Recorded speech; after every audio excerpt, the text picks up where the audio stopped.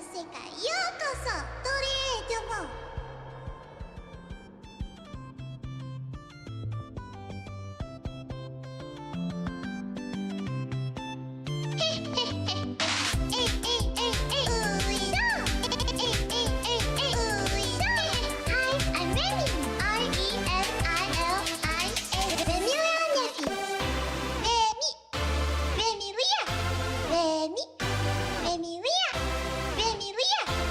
Remilia Nephys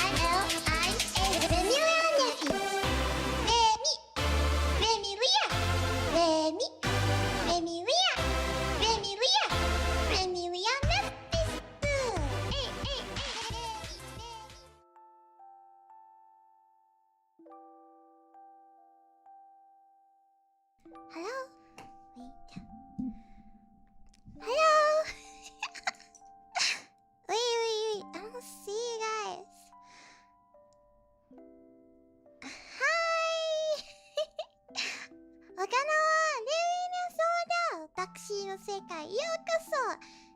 As I, Remilia, and the doctor's in. The doctor's in. Dr. Ame Yovin! Thank you for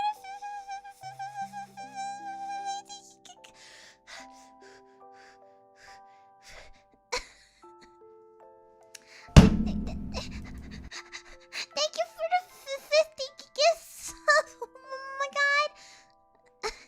Thank you, arigato. So early. Thank you so much, arigato. Thank you. It's not like I like your ending. Fuck, shut up. Thank you.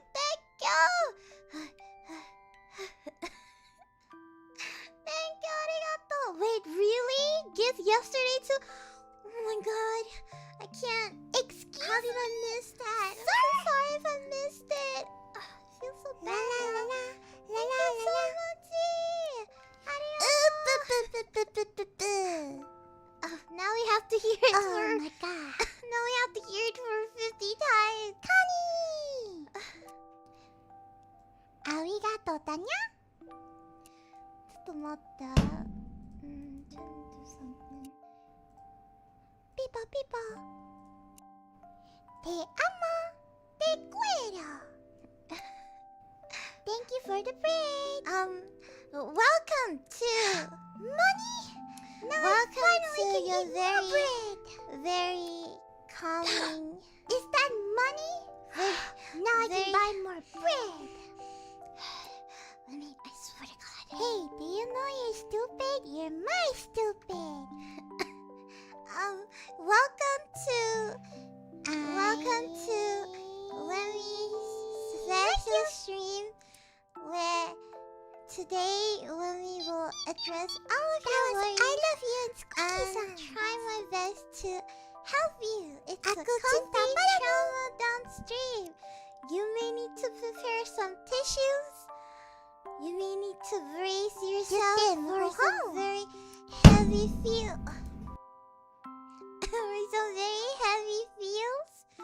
But today is going to be a very calming day. And how you like my outfit?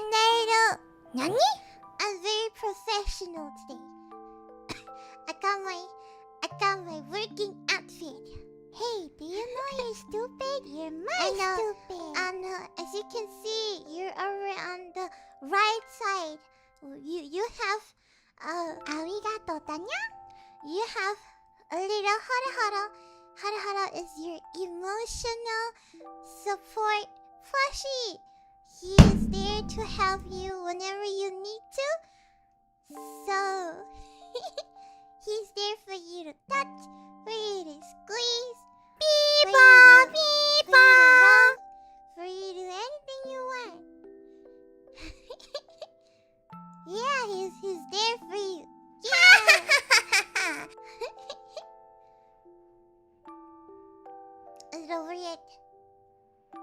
Is it over yet? Aku cinta padamu. Okay, never mind. We'll need his support if I was bald for sure.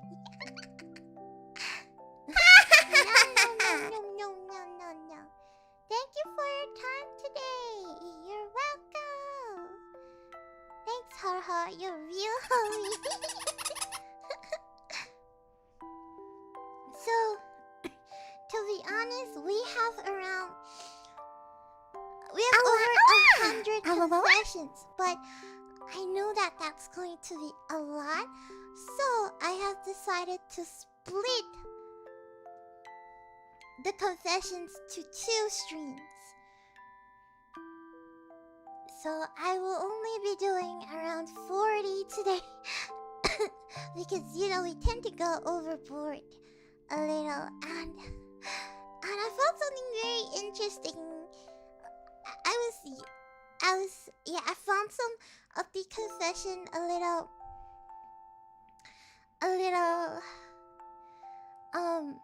there's a lot of overlapping. So there's a lot of positive ones, like Thank you, Remi, for being here. So I won't show that on stream, but know that I'm very appreciative and very grateful for everything that will come. So today you will address me as Dr. Remi.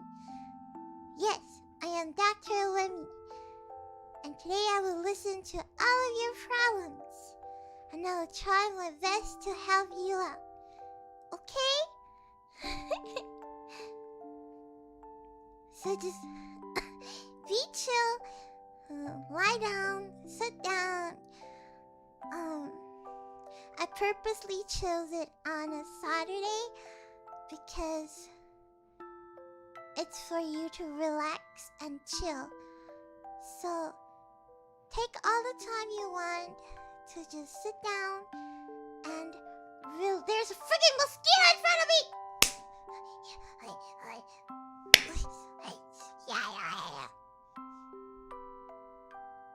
Oh, I'm so sorry. I'm not paid enough for this. I didn't get it! I didn't get it!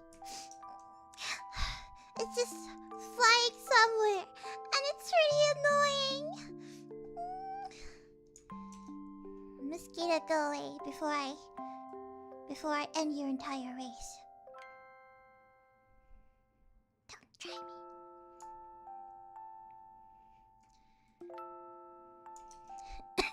Pellish! How's everybody doing on a nice day? How is everybody doing on a nice Saturday? Have you been resting well? Have you been enjoying yourself? This is Dr. Remi. Dr. Remi speaking. Yes, yes.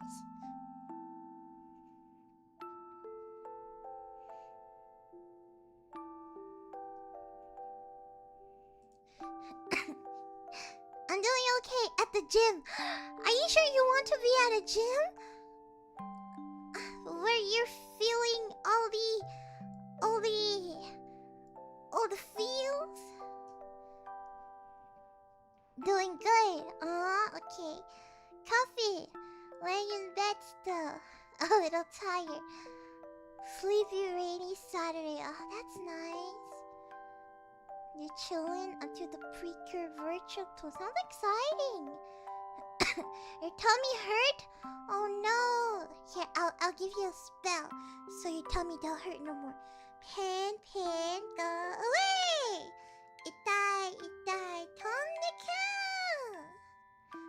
No, your tummy shouldn't hurt anymore. Do you know anything about gallbladders? I have no idea. That is not in my jurisdiction section. You may need to talk to the stone doctor about it. Today, I am the doctor for your mind. Sleepy. Still early, but so far so good. Just waking up annoyed by a mosquito. Too depressed to feel bad. Aw, Jacob, no depressing. Only Remi. You're cured? You're cured! Ashini, arigato, thank you for remembering. I better be sleeping than working right now. Aw. It's okay. You're working hard so you can treat yourself better. So today we have around 40 confessions to go through. So it might be very long. So I apologize. I'm going through by the first come first serve. So I'm going on the first comment somebody put. So I'm sorry if you have to wait a while for yours. But it's gonna be a fun time. It's gonna be a great time. We got this. Dr. Remi is here to make all your pain away. Also, there's a lot of confession about me eating vegetables. I will disregard that because that is not a good enough confession. Today, it's not about me, it's about you. Is Dr. Remi paid by the hour? No, I'm paid by a carton of milk. Yeah! Hello! ちょっと待って。I need to translate this name. My Hangul is not good enough.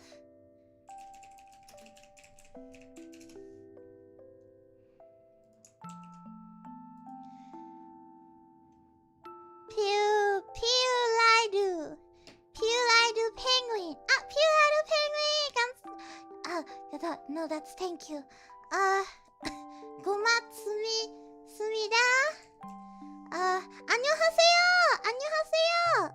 안녕하세요. 어떻게 지내세요? 안녕하세요. What an affordable doctor. Mommy, are you medicine because you make me feel better? I better be better than aspirin. Treat at 1 a.m.? Oh no. Thank you for staying up so late, guys. Like, I know. The reason why I stream really late on my time is so that you could wake up and see Remi. So, I feel really bad for all the people with different time zones that have to stay out late just to watch my streams. So, I'm always very grateful for you to come and stay. Especially the JP bros. JP bros, the Korean bros, the Asian bros. Thank you so much for staying awake. For Remi. And I always appreciate vodka, okay? I appreciate vodka. You guys have a special place in my heart.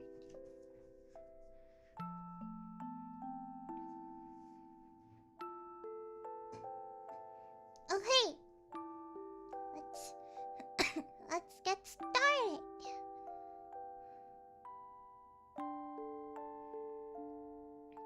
One a.m. in the morning isn't that late. It is late though for a lot of people. We always have to think about other people when if you're a convenience to other people. Okay.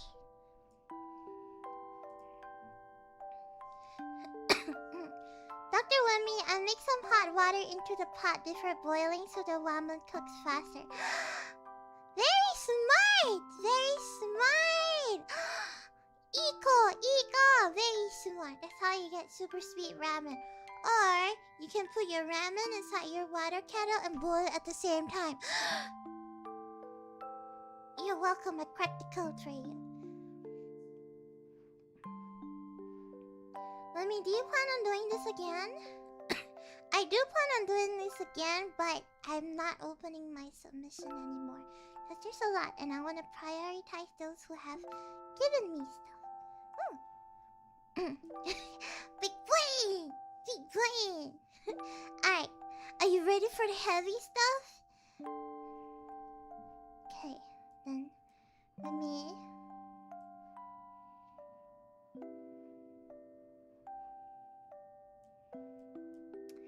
Alright.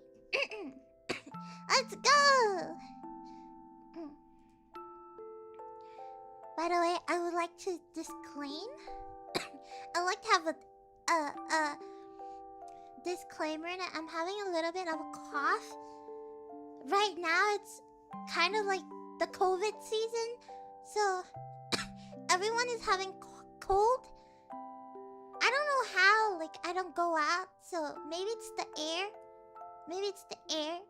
But, and the weather, because it gets really hot and it rains. So I'm having like really annoying cough. So I hope that you don't mind.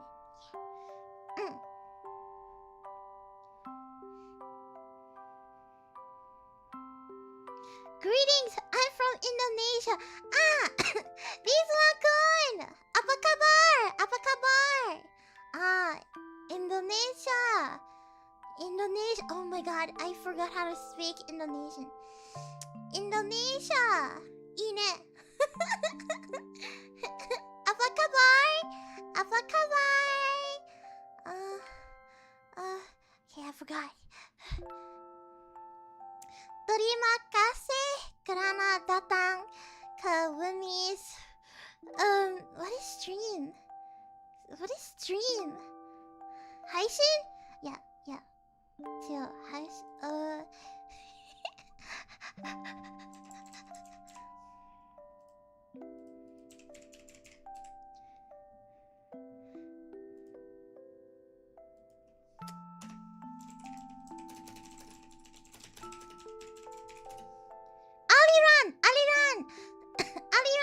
Terima kasih kerana datang ke Remi's. Aliran! Terima kasih! It's been a while since I spoke Indonesian. I've completely forgotten. Oh my god.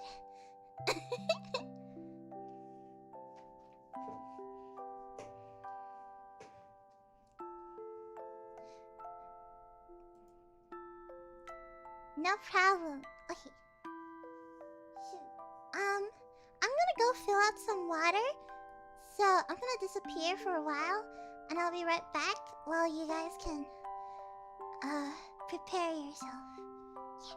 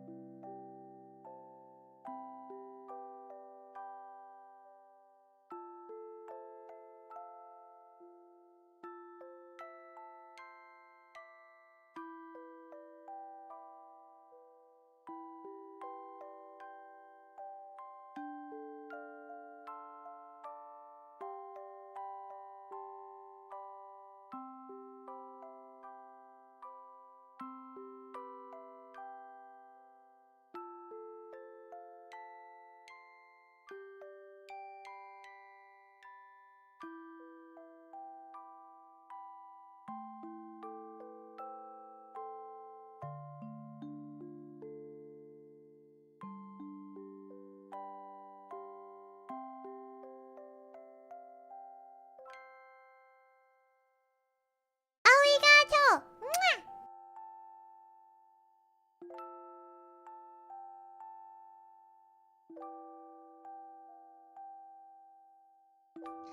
I am back. I got my water. Hola, ¿qué tal, preciosa? Hola, ¿cómo estás? ¿Cómo estás? ¿Cómo estás?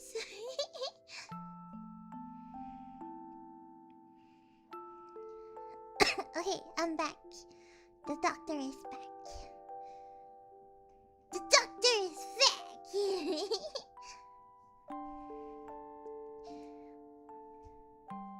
Te quiero! Te quiero! Alright, let's begin. We shall listen to the first Doremu's wait, I need my inhaler. Hold on.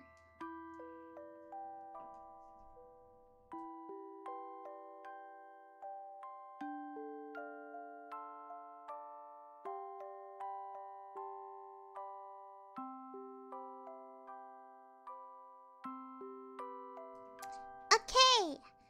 Alright. So let's start. The first confession is... It's okay, Miyako. Do whatever makes you comfy, okay? Whatever makes you comfy.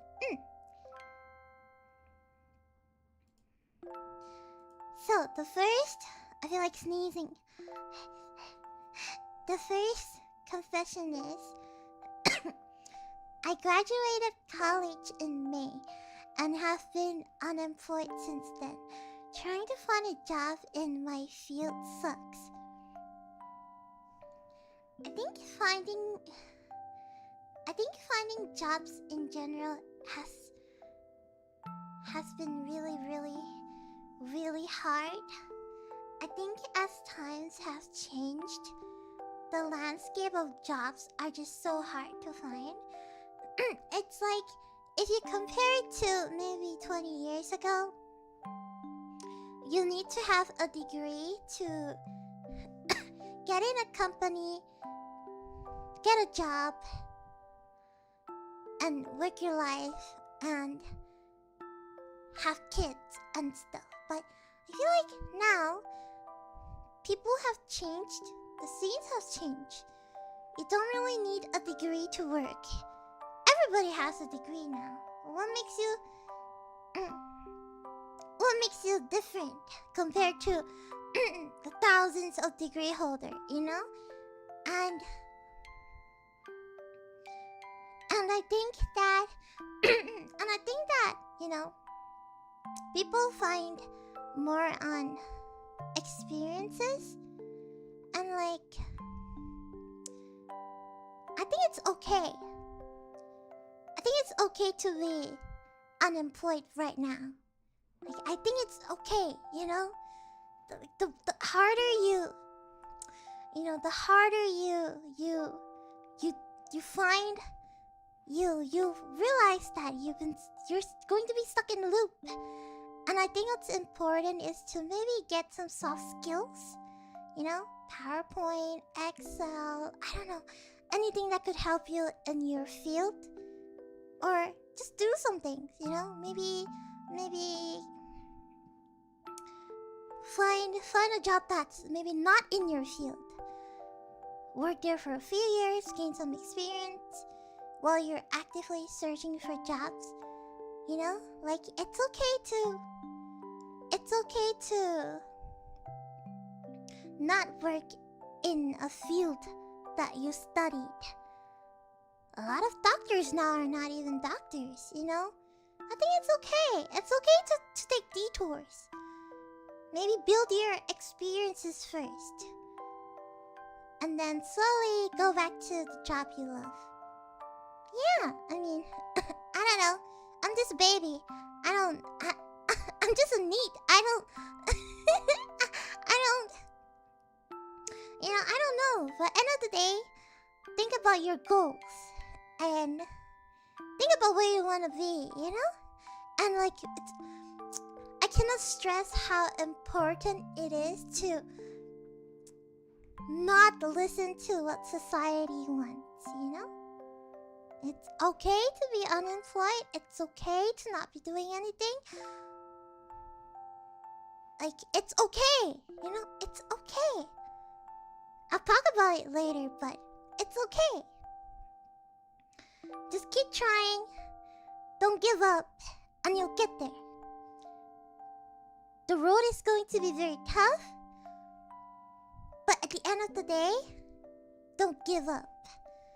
Because if you give up yourself, then it's really hard to go back up again. You know, try some other jobs. Try some other jobs. Try something. Do some take some courses online, you know? Like, there's a lot of courses online. Multimedia, learn some AI, you know, all these that may be helpful to you in the future. Take some detours. Take a break. Refresh your mind. Don't feel like working right now? Don't. Take a break. You know, chill out. And I come back stronger. Yeah, you know, set some goals, you know? Yeah, just don't feel the need to, I need to have this, I need to have that, and it's okay to not have it. It's your experiences that is very important. Yeah. So I hope that it can help, you know, help you to maybe not get so sad because you are stuck. It's okay. It's okay. I think the reason why you may feel this way, you may not, but I'm just saying maybe you may feel this way. It's because maybe you've seen your classmates get a job, your friends and family, they all have a paying job, and then you're at home doing nothing. I don't know, maybe staying in your mom's basement, doing nothing, you know? And I just want you to know that you are you and others are others. You know? We never know what other people have experienced. Maybe they have the upper hand. Maybe they're born with a silver spoon. You know, maybe they worked very hard, but that doesn't mean you don't work hard. You know? Don't feel obliged to want to follow everybody. Like, it's okay for you to be in certain stage of your life where maybe others are going from A to C, but you're still stuck at B. Because you focus a lot about on the future. You focus a lot about on the C's. You think about the C's, the future. I don't have a job, I don't have money. What am I gonna do? Like in 10 years, I'm gonna be alone. But you forget that you're still a work in progress. You forget that you are still working. Like you're trying, right? Like you're trying, you know? You're saying that trying to find a job, you're trying, which means that there's like a fire inside of you that wants to move on, wants to improve, wants to find a job. So take your time, okay? Take your time. It's fine. Take your time. Take your time. It's really hard for new grads to get a job now, I think, because of how competitive everything is. So it's okay. It's okay. I believe in you. You got this. I believe in you. You got this. I hope it helps. I hope it helps. Okay, let me move on.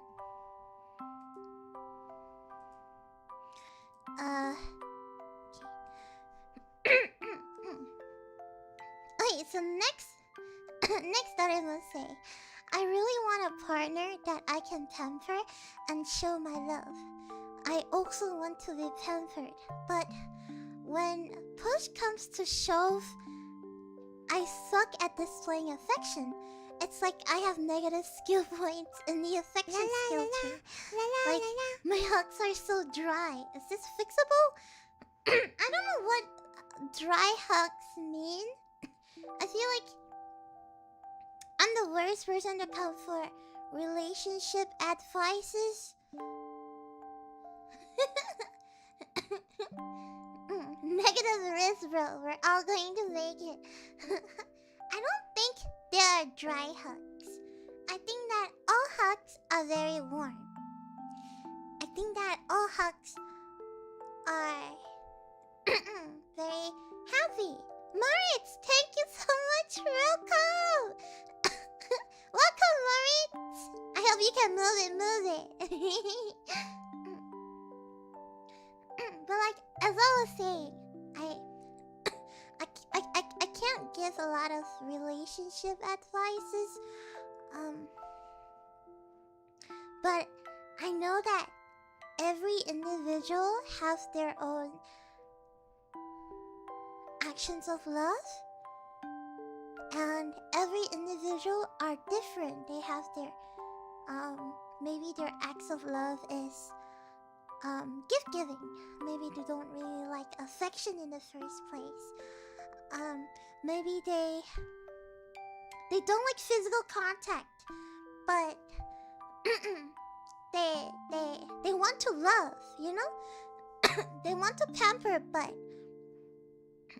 they suck at displaying affection. So here comes your gift of love. Like, for example, I suck at displaying affection. But, like, I can't. Like, if you tell me I love you, I'm like, ooh. But do I love you? Of course I do. I just can't say it. Like, I can't say it. You know?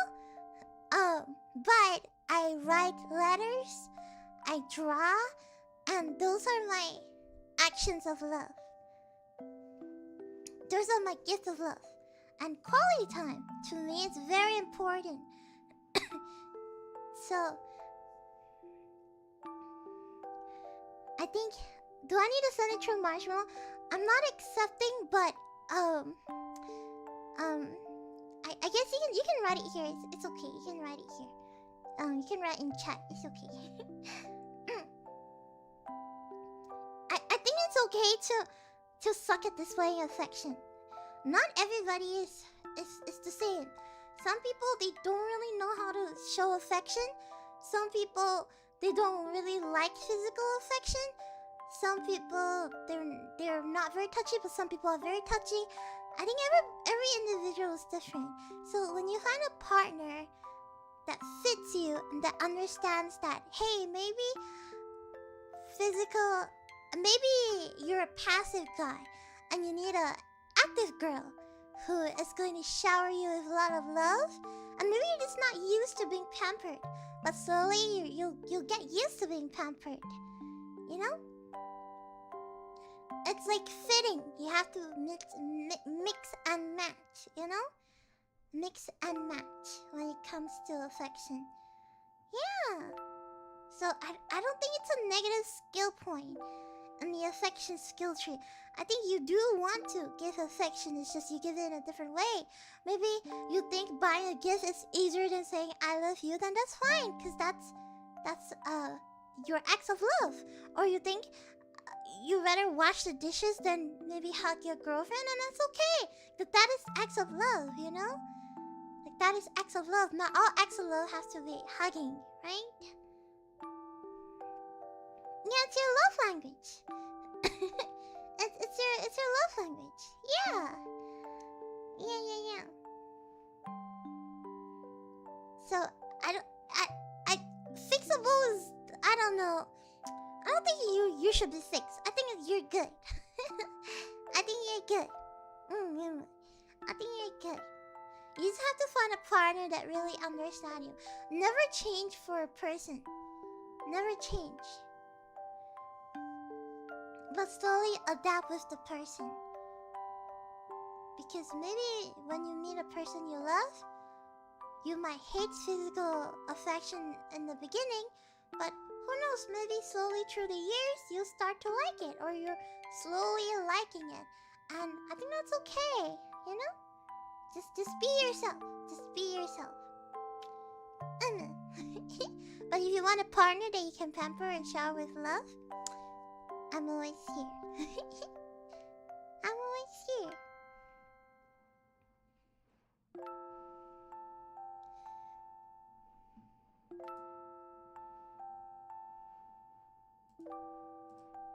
Okay, let me just okay, next.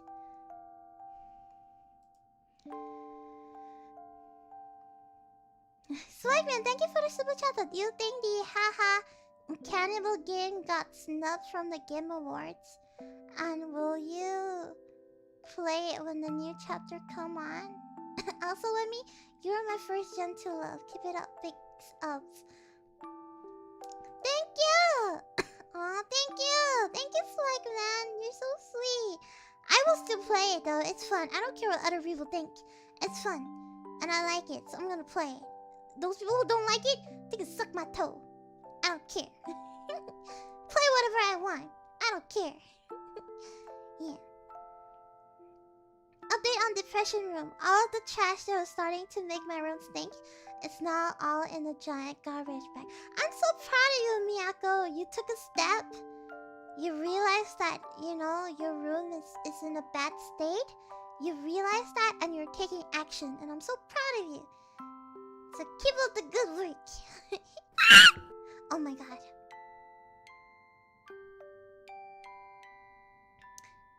I say that, but my room is really dirty, so my advice don't really. I like to give advice to people, but I don't really like to take it in myself.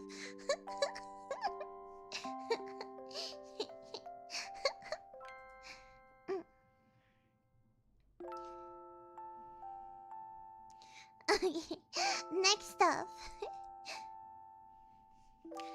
I love wedgies.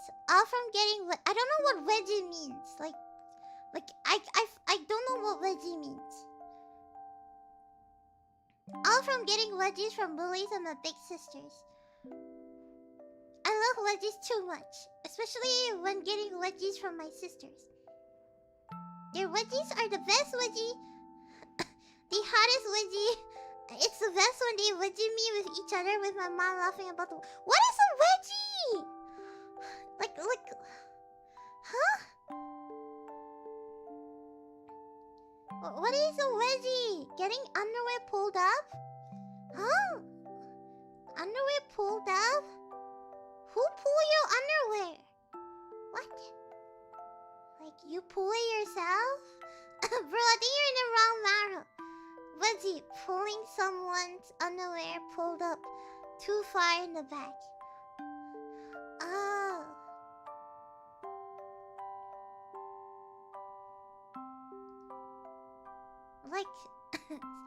Like, oh. Oh. Oh. Oh, like a fetish. Oh. Well, I mean, if you like it, then good for you, I guess. I mean, if you like it, then good for you. All the best. All that you need. Yes, until it hurts. I don't know, maybe they like pain. I'm not judging. Maybe you like pain. I'm not judging. It's okay. Can't confession. The CIA couldn't get this out of me. It's normally supposed to hurt. Maybe they just like it. I don't know. Maybe they're into punishments. I don't know. And it's okay. But is it incest? I don't really care. I mean, it's fine. Whatever. Sweet Home Alabama, I don't really care. I mean, whatever, right? If you like it, you like it then. Good for you. No judges. Anyway, moving on.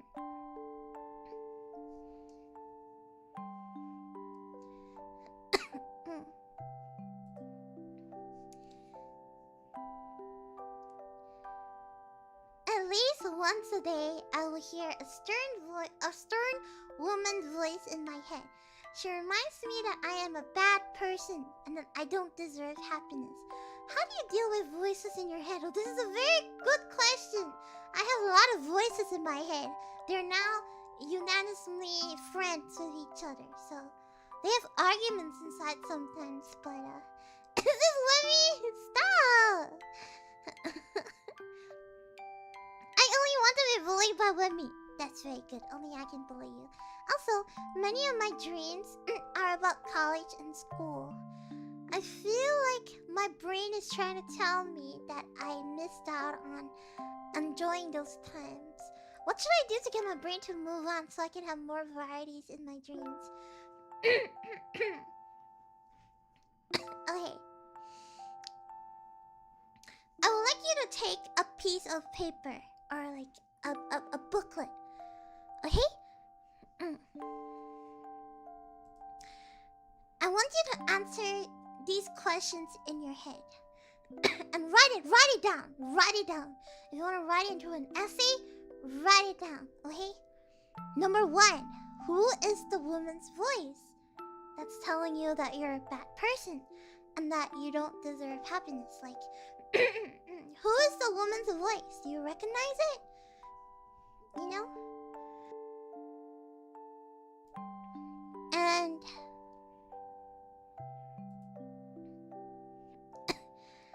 And your dreams about college and school, it's probably a sign of regret, I think. I feel. Maybe you didn't really, experience what you have or what you could have in your school. Or maybe maybe you're reminiscing the old times when you're just chilling in school. Those were the easier days. You have no problems. You don't have responsibilities. You don't have stress. You don't work a 9 to 5. You don't have all these problems, and you're just very chill. Maybe you're looking back in the time,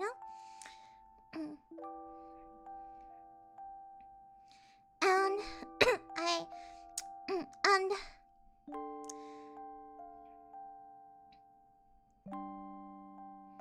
when you identify your emotions, what do you feel when the voices tell you you're a bad person? How do you feel about it? How do you feel about it? Like, ask yourself. Do you feel guilty when she say that? Like, why does she say it? Why does she say you're a bad person? Like, do you do crimes? Like, list down the things you think you may have done. Like, why do you do it? And then you ask yourself. You ask yourself the questions of all the things that you may have done that may have deemed you a bad person. Like, you ask all the questions. You ask all the questions. Like, is this because I'm a bad person? Did I do this? And then you reframe your thought and you try to see the situation from a different perspective. Try to see it as like,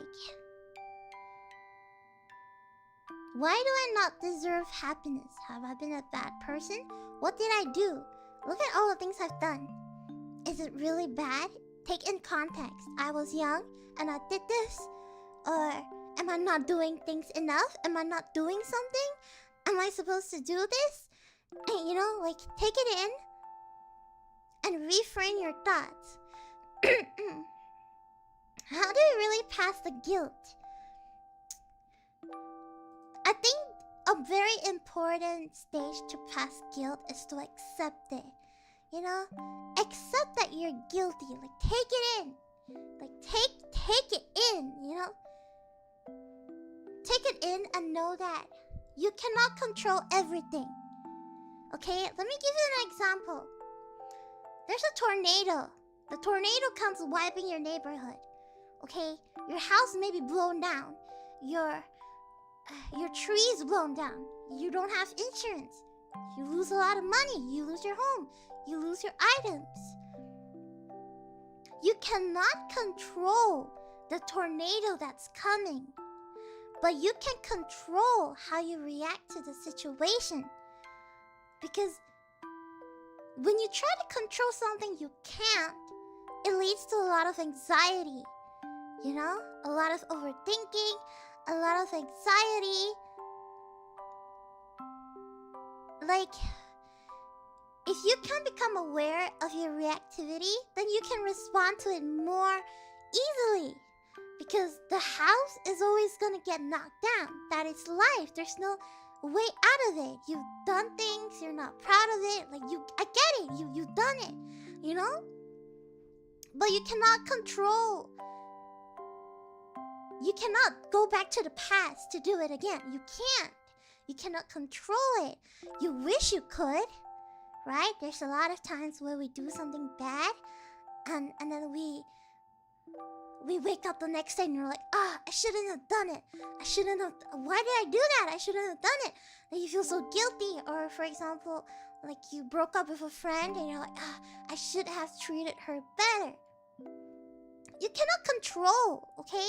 What's done is done. It is what it is. You cannot control everything. You cannot turn back time, okay? You're not Zawarudo. You cannot go back time. And it's okay. There's no way out of it. You just have to let the days go by and you look up and you realize that you did nothing, okay? Sure, you made mistakes. You'll figure it out. Your life doesn't stop from there. And your life starts now. Okay? And when you know... Here's some things for you to think about, okay? I want you to forgive yourself when you have guilt. I want you to forgive yourself for self-sabotaging yourself, okay? Okay?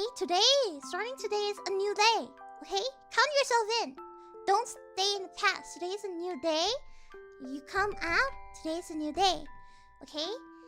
I want you to forgive yourself for going back to the people who weren't good to you, okay? Today is a new day. Don't think about it.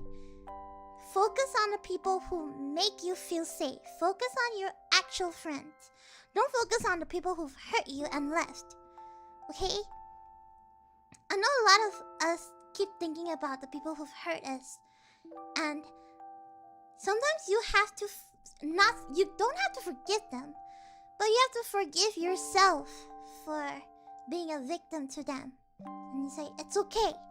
You have to forgive yourself, and you can forget. You don't have to forgive. You don't have to forget. You can remember it, but don't take it personal. You know? Don't take it personal. Right? And you forgive yourself for carrying so much shame and so much guilt for so long, okay? I want you to trust that today, starting today, you are capable of releasing what isn't yours to hold. All the guilt that you're holding, it's not even your guilt. You're just guilty that you didn't do something. Like, it cannot change anything. So don't hold it in. It's clogging your brain. And so many, it's all over your head. Like, let it go. There's no point. You know? Like, there's no point. Like, move on. It's like playing a video game, you know? Like this, you know, it's like playing League of Legends. This build is not working for you, then stop building it this way. Just move on. Stop thinking about it, you know? Like your previous match is bad. It's fine. It's fine. Don't think about it. Don't take it personal. Don't smash your keyboard. Don't destroy. Don't, like, you know, just don't. Like, forgive yourself and give yourself permission to be a greater person. Okay? Forgive yourself for being passive because you were lacking self-trust. Remember who you are today, okay? Forgive yourself for ignoring your worth. And forgive yourself for hoping to change somebody's mind about you. Because you don't have to keep abandoning yourself to be chosen. I'll talk about this later. But I'll talk about the problems about being a people pleaser. Because I am number one, a people pleaser. So, I have a lot to say about that. But, yeah. But what if this mistake I did would cause me to have something permanently on my criminal record? I won't be able to move on. I won't be able to live a normal life. Then accept that you won't be able to live. Acceptance is the key for growth. If you do not accept who you are, then you can never grow. You cannot avoid it. You may think, I'm gonna avoid it, hide it in the back of my head. It's gonna come back 10 years in the future. And you're gonna feel like absolute worst because you did not accept for what it is. For example, you did something really, really bad, okay? You got a criminal record. Accept it. Like, oh, hey, I was really foolish back then. I was a stupid kid. I did stupid stuff that I wasn't proud of. But I learned about it. And I regretted doing that. So now I'm going to be better. I'm going to be so good. I'm gonna be so good that I would never have to look back at what I did. Just remember what you did as a lesson in life, you know? People make mistakes. Move on. You have to understand that you made a mistake. I really regret what I did. It has caused my friendships to break. It's okay. You did it, and seek clarity to yourself, okay? You don't have to deal with the people who are gone in your life, whatever, but you have to realize what you've done.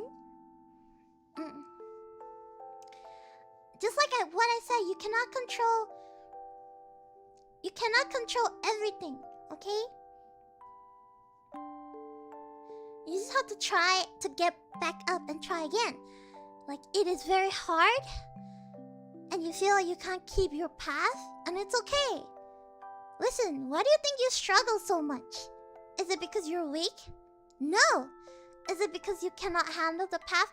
No, it's because you won't even let yourself take the first step. All you think about is the past, it's the past, it's the past, it's the future, it's the future, it's the future, but you're not focusing on right now. Like I said, all you think about is the future, but you're not thinking that you're right now in a progressing state. You're working your best, you know? Like, you did something bad, it's fine. People make mistakes, move on, you know? If you keep dwelling in the past, you won't be able to move on, and you truly will be stuck in a loop of negative thought, and you'll never break free. And then you'll never grow. And then you sit down on your bed every day wondering, where did it all go wrong? You know? You just gotta accept it. Every day is a new day. You have to forgive yourself for being stupid. Once you've forgiven yourself, you will see clarity. Maybe you need to practice a mindfulness, you know? Yeah. You gotta accept it, man. You gotta accept it. You gotta accept it. Okay, I hope I helped you. I hope I helped you. I'm your friend. I'm your friend. I can be your friend. You guys mean a lot to me. Like, you're like my friend, my lover, my companion, my partner. Like, you're my everything. And I don't think I'll be able to survive if it's not for you guys. So if you ever think to yourself that you're worthless, just know that you put a smile on my face every single day. And I hope that will mean something to you. And I hope that will make you want to improve yourself every day, so you can show me how much you've improved yourself. And know that every day when you wake up, I'm here. Every night you go to bed, I'm here. You know? You can always tell me. My Mars always open. I know I don't reply to Mars because I can't. But know that I read every single Maro. And I feel like end of the day, if you have somebody to talk to you about all these problems, have a person to vent to. I'm always here. You can always vent to me. You know? Yeah. And everyone is so wholesome. Yeah, I like being wholesome. I don't know. It's just, I think the world has too much evil. I'm an evil overlord. So I like absorbing evil so people can have peace. And I will... It's like, you know, you ask some couples, hey, are you willing to... Are you willing to kill a person for your lover? They'll hesitate. Me? No. I'm willing to kill anybody. I'm willing to commit genocide. I'm willing to set planes on fire. I'm willing to set buildings on fire. I'm willing to flood the world. I'm willing to set everything and everyone on fire just for you.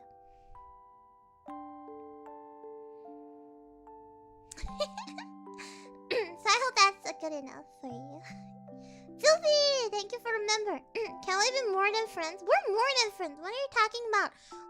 We are married, okay? Hello? Do you know that I wear the ring every single day? I wear it to bed too? What the heck? That's rude! I didn't ask such a question! Mochi-san, arigato! Thank you for the member!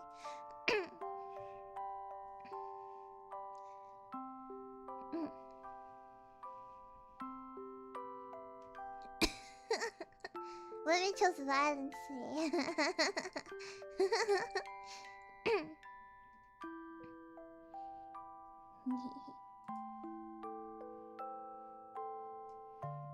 The song is depressing? Okay, I'll change to another one.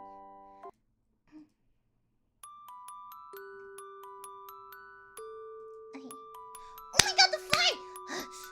It's not a fly. It's a gnat. It's a gnat. It's a gnat. What do you call it? It's a gnat. It's a gnat. I think I drowned it. No, I didn't. God freaking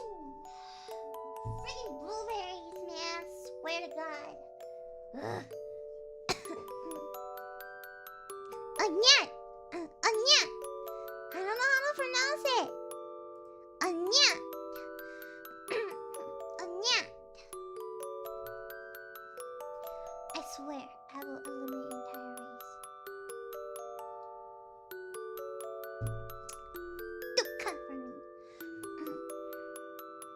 I don't know where they come from. I think it's because I left my windows open in the living room. Stupid cheapo. Anyways, moving on.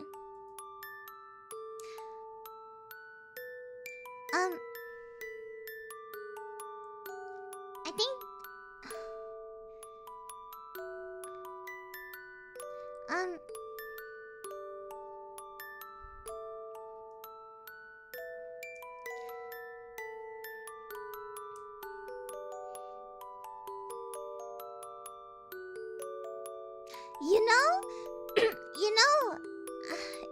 I've cracked the code. Do you know why a lot of people like pregnant women? Like, you know why a lot of people like pregnant women? Because it stems from them wanting a happy family. Because they probably do not have a happy family. Or they probably had a bad childhood. So, when they see this, it stems from them wanting to have a family. Wanting to have children. You know? When they see somebody who's pregnant, they're like, my child, mine. You have a sense of control, a sense of masculinity, like mine. You know? I think that is what it is. I think. I also saw somebody talked about it on Reddit, but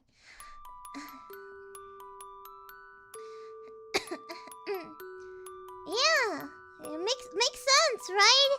Makes sense, right? If you like it, it stems from your unconscious mind of like, I want a family, I want to be loved, I want a wife or a man that will love me and have my child. I want somebody to have my child, which is our product of love, so I can feel loved like I'm a family. You know? Yeah, like maybe that's why you know. That's why you like it. I mean, that's my interpretation. Or it's just you want to have something in control. So, you know, when you're pregnant and you know the child is yours and you're like, it's my kid. Mine. And you feel very proud. You're like, this is my woman, my kid, mine, you know? You're like so proud of you, like it's mine. You know what I mean? Yeah. Anyways, moving on.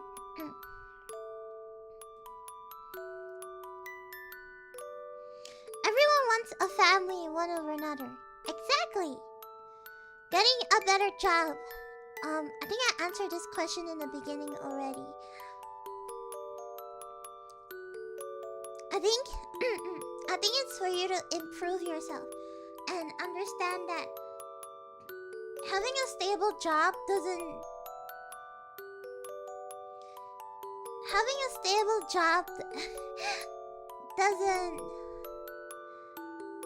Yo, I should probably have a kink confession and then I'll decipher and psychoanalyze all the kinks. That'd be a great content, guys. Anyways, moving on.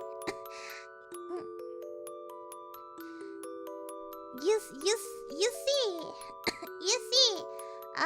getting a better job, I think you have to understand that people grow, and that you have to improve yourself with many skills and try out different job applications and improve your skills, improve your soft skills, get some experiences, talk to people, and have plan to, you know, not stay in a company for too long, or not stay in a company when you realize you cannot grow, and move on to another company. And it's okay to change a lot of jobs. Like, it's fine. You know, like, you can change your job once a year. It's perfectly fine. Just make sure you don't change your job minimum once a year for that perfect resume. But yeah.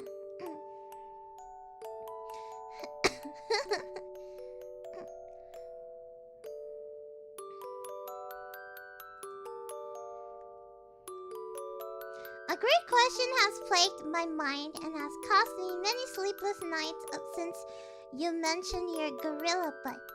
Due to your built-in padding, does your chair sit comfortably for you, or are there still seats that your rear is so incapable of taming? I must have the knowledge to put my questions to rest and thus my mind at ease. No, I have a lot of space in my chair. Like, I can fit another person in here. Like, I can fit another person in here. I don't know, like, I can fit another person in here. And I have a cushion on top of my... Do you hear this? This is the base of my chair, okay?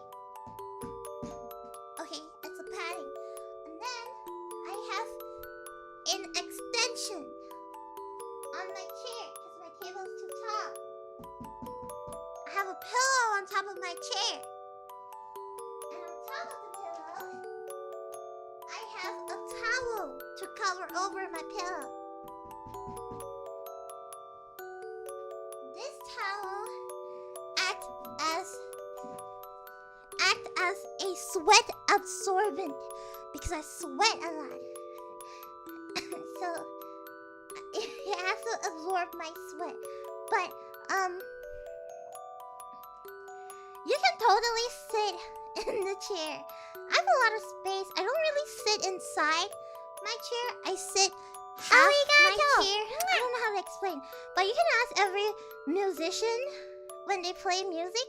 You'll notice that they don't sit fully in a chair. They sit a little bit in the front. That's how I sit, because I'm used to it. Yeah, I like to sit on the edge. Yes, sit on the edge. Sit on the edge. So I have a lot of seat, okay? I have a lot of seat. Yes. Also, this chair is huge.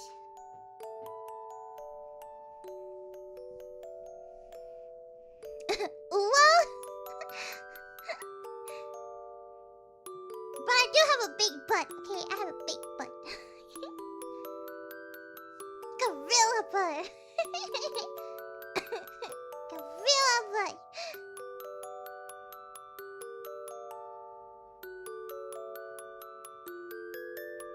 Mommy is very edgy, that's why she sits on the edge. That's true. That's true. How does your gorilla bug work on school chairs? They work perfectly fine.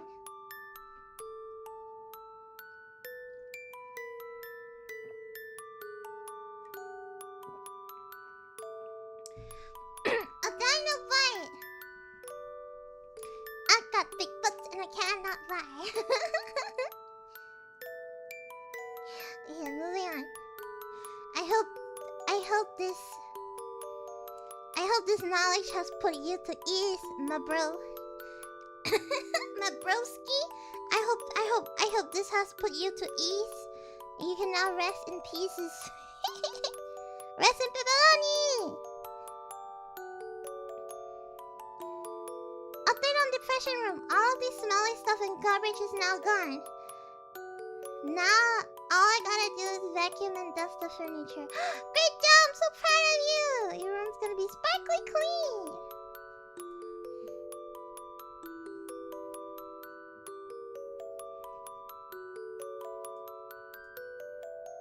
Next question I have is loop time that make me stuck and not change everything to me. Every year, month, week, day. Ho? Who's a ho? You're a ho? That's rude. Your minute and second still feels same to me. Nothing. Oh, hour! Hour! Oops. Oops, I thought you said ho. I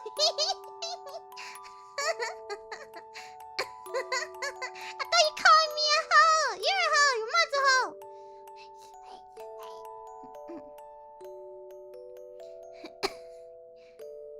I'm dyslexic. Can't freaking read, okay?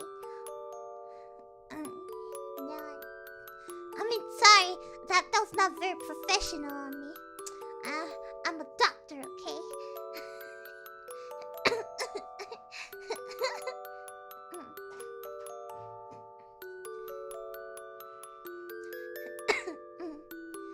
Don't you talk about my mama like that. Oh, your mama's so old. Her breast milk's like powder. She breastfeeds like this. Okay. Serious time. I'm not paying enough for this. Little time that makes me stuck. I think this is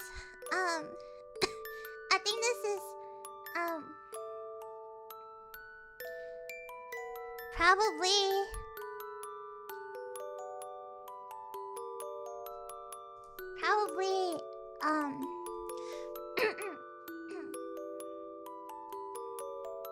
but old lady don't make breast milk though. Wow, you call your mom old? I understand. God bless your heart.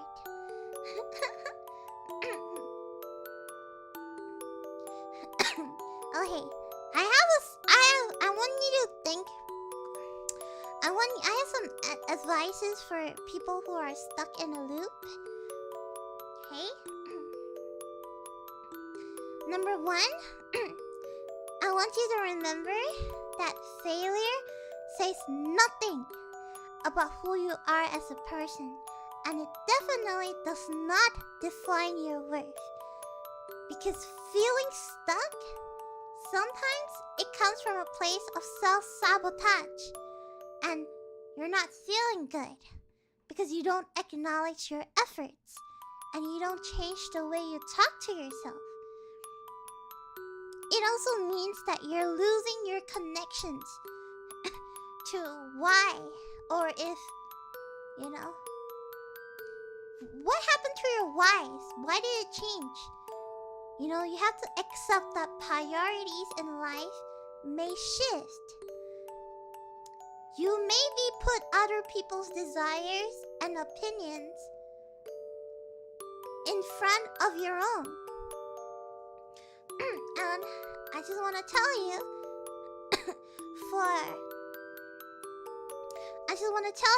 that you're not for everyone. You're not built for everyone, okay? I want you to trust yourself and trust every feeling you have, okay? Because whenever somebody tries to pull you down, when they try to make you feel bad about yourself or how you're feeling, let them have their opinion. Let them have it, okay?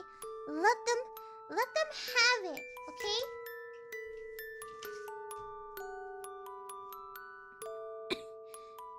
Because you need to. This is what you call being a pushover, okay? Stop being a pushover.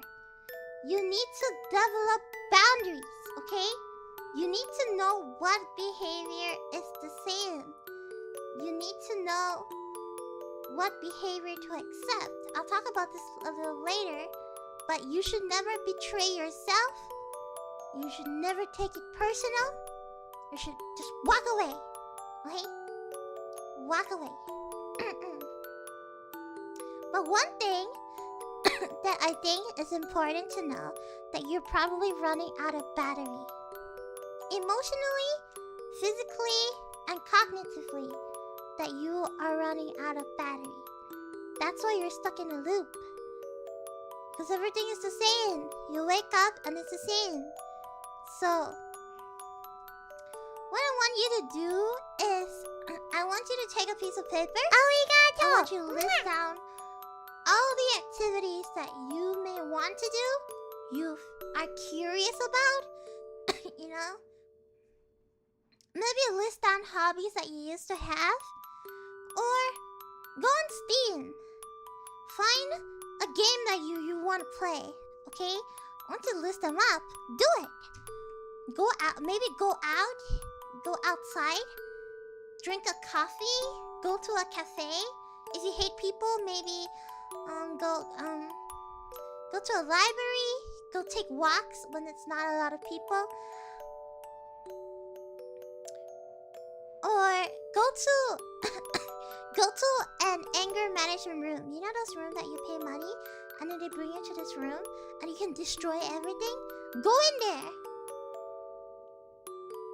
I know what you're gonna say, but what if I don't feel angry? Once you start smashing those stuff, everything's gonna come out. You're gonna get so angry. You're like, why am I not doing anything? Why am I so useless? Why am I not progressing? Why? You get so angry and you keep smashing, and then you're releasing all your emotions, and that is perfectly valid. Just let it go, you know? Let it go. Just smash it up. And by the time you're done, you realize that, hey, that was great. I went out today. That was not in the loop. Did not stay home today. I went out.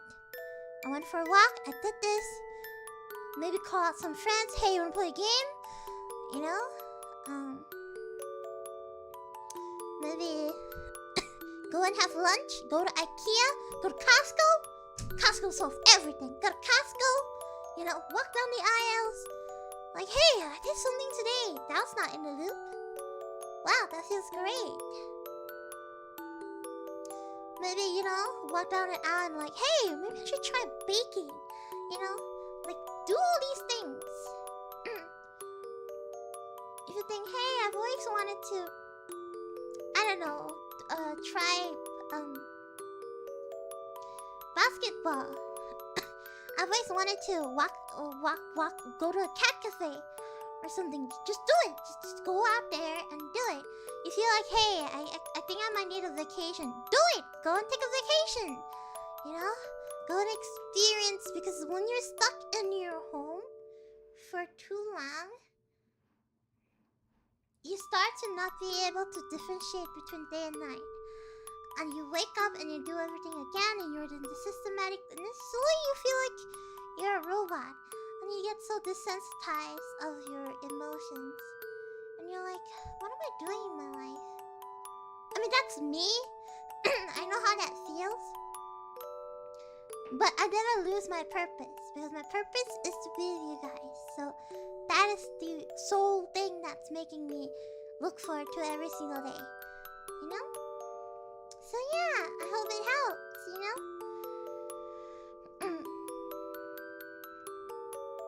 Just can't believe I'm saying this, but go out and touch grass or do something that you always wanted to do. Clean your house. Go down to your basement. Clean out your old stuff. And then you think about nostalgia. Think about, hey, oh my god, I remember I did this like 2 years ago. Ha ha ha, like, you know? They say that nostalgia is the greatest medicine. Good memories, because they always say that when you think about the good memories you've had, it makes you really happy. And it makes you feel very grateful of the things you have. And it makes you have mindfulness. And then, you know, really, really help you to think about the future, you know? Yes. So do it. Just do something. You know? You don't know where to start. You get overwhelmed. Whenever you get overwhelmed by so many choices, you write it down. This is like my best advice to you. Write it down. Take a piece of paper. Write it down. Write all your feelings down. Write all the things that you want to do.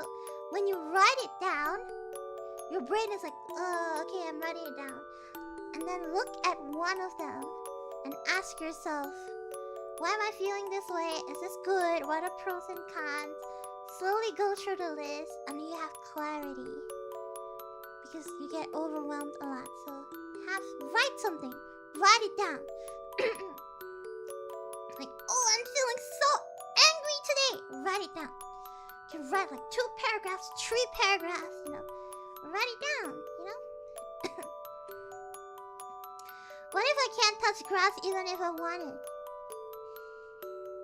You can do something that doesn't require you to go outside. Play a new game, for example. You know, play a new game. And then you're like, wow, I'm playing a new game. Like, do something different from your routine that you normally won't do. Disrupt your routine, you know? Maybe, I don't know, start drawing, or, you know, painting, or just do something different, you know? And then slowly you realize that, hey, your days aren't really that stuck, and then you can finally move on and progress in your life. Yeah! Yummy! Here, a great example is that you can write in my maru what you did today. Like little things that when you write, then you start looking forward to writing to me. And then you start looking forward to doing things every day because you can write it to me. And that makes you push forward into wanting to break the loop of doing nothing. And then you slowly do something. And then you slowly will get better, you know? What is the solution? I am the solution. Okay. I hope that answers your question. Moving on. My worries right now are about my future housing prospects, as the prices of housing where I live has been increasing to unaffordable levels. At the moment, I am living with my parents, but I am an adult and I do not wish to be a burden on them forever. I do not think that you will ever be a burden to your family. If your family treats you well, but if you have like really bad parents, then we're in the same boat. But it's like what I say just now. Stop thinking too much about the future. Work on what you have right now. Houses are expensive. It's okay. Start saving. You're staying with your parents. It's okay. It's okay. You know? Like, don't think that I must have a house in order to feel like my life is perfect. Because it's not. You can rent an apartment and feel happy. You can literally stay with your parents and feel happy. Like, a house does not define your financial stability. Like if that is your goal in 50 years, then sure, you know, that you can work on having, you know, a nice little house in 50 years.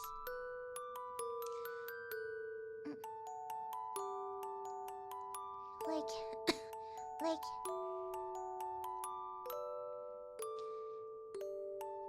I think I read something like this on Reddit once,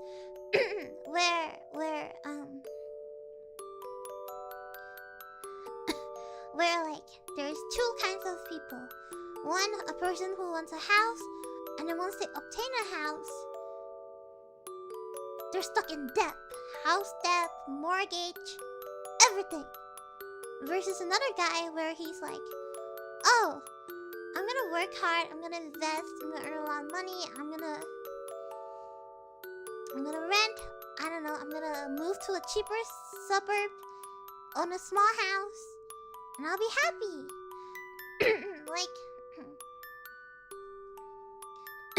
like you're in progress, you're working and you're slowly saving, and one day you will be able to own a house. Like, you know, don't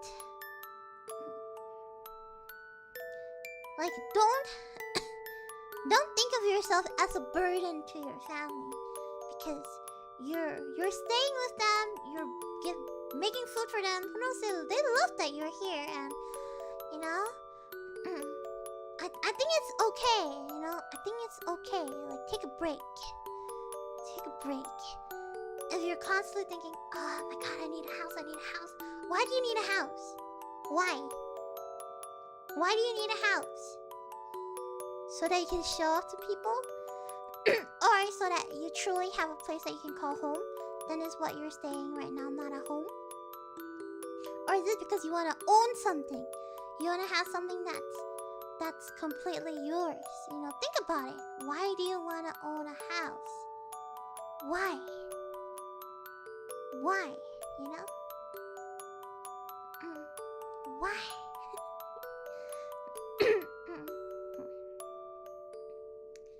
Or maybe you can work really, really hard and retire early, move to a suburb, and get a house. You know? Oh, you want to have a yard with a garden?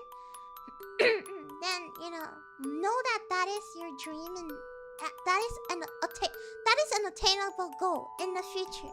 So right now, you're saving, working hard, so you can attain that future.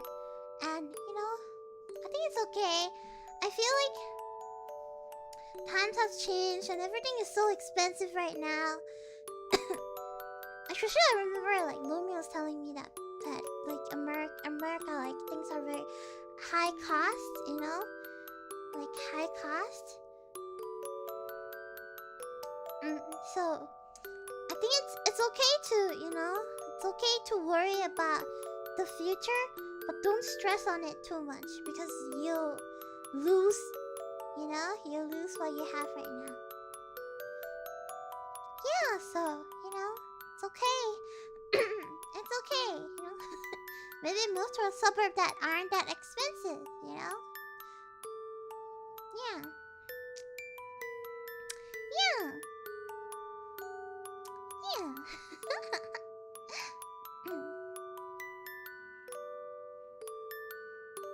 But don't think that you wanna that you are a burden to your parents. I don't think that parents will ever think of their kid as a burden. Maybe they probably understand that owning a house is very, very, you know,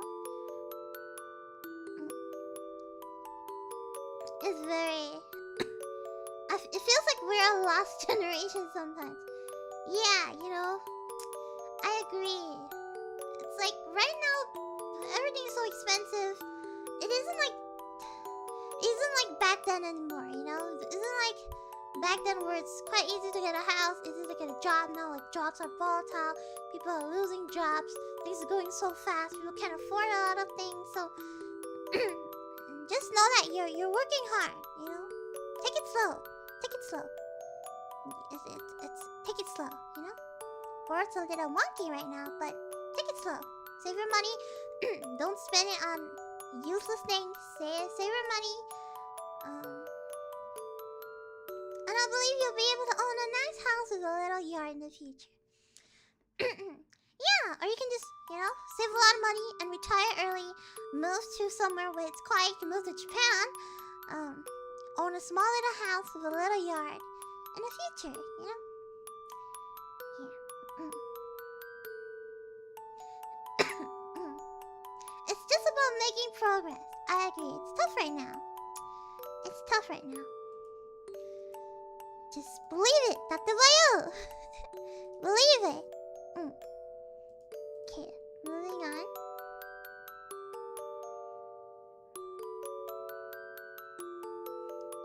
Yeah, just don't put yourself in a frame where I must have a house, I must have a house. You know, think about what you can afford right now, and think about, you know, what you can do about it, and set it as a goal in the future. Like for me, in my future, I want to just be able to have a nice place, maybe a nice yard. You and I, maybe let's go to the beach. Maybe we can go to the beach on a beach place. I don't like to go outside, but I think a beach place is so dreamy. Or on top of a hill, you know, we could have flowers all over the garden. Maybe have a pet. Horo Horo could be there. Horo Horo could have a friend. Maybe a dog. You like dogs? Or maybe we can have a cat. I want ginger cats. Or maybe black cats. Black cats are cute. Maybe we call him Maxwell. Maybe we can have like a lot of plants. You know? And we'll wake up And there's a very pretty view. And you can plant some trees. No vegetables though. Isn't that dreamy?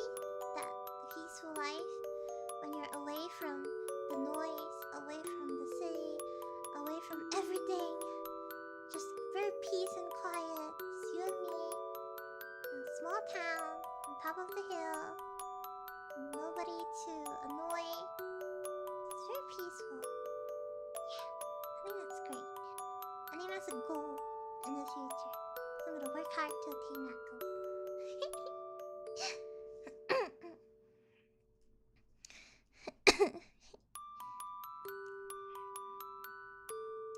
The real American dream. No, don't.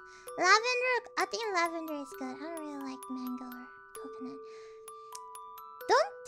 A lot of people follow the dream. Arigato. A lot of people are stuck with the dream. Don't follow the dream. You know? Sometimes these dreams are meant to be dreams, you know?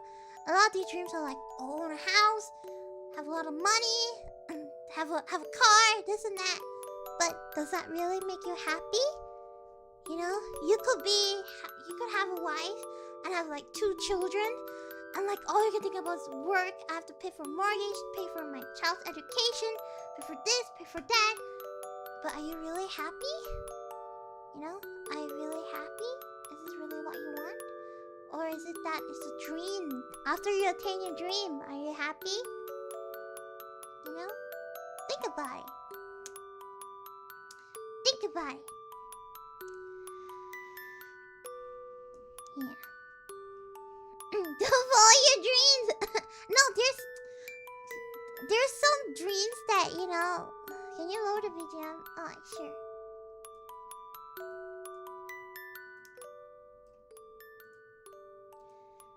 It's like, you know, what is that word? I think the American dream is same with a lot of dreams out there. It's pretty unrealistic, you know, considering the kind of world we live in. It's good to dream. It's good to have a little hope, you know? When you have a little hope, it helps you to get up every day, you know? Yeah. It'd be great if I had a nice wife like you. Excuse me? Am I not here? Offended. After all I did for you? And you're like, it'd be great if I had a nice wife like you. Then what am I? What am I? Anger.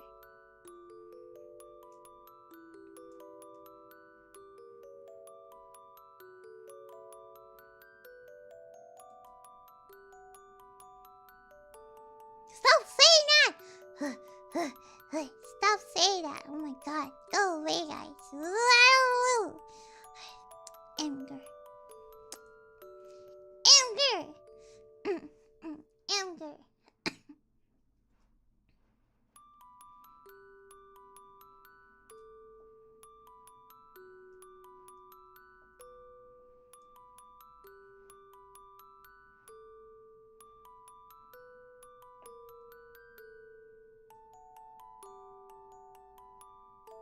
Moving on.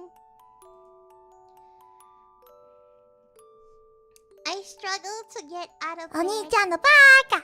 Big Fuzzy Hat provided $100 to the great Remilia Sama. Don't need anything other than my beautiful wife Wemi to be happy. Oh my god. Thank you. You guys are so sweet. I'm getting diabetes, man. I'm gonna die at a young age from diabetes. But I can't die from diabetes. I'm a Nephilim, not human, but Stop it, you guys. So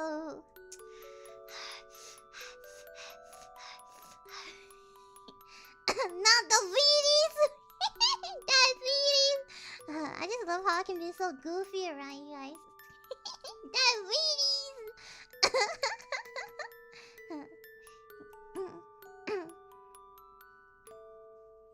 Are you proud of me? I'm always proud of you. Always proud of you.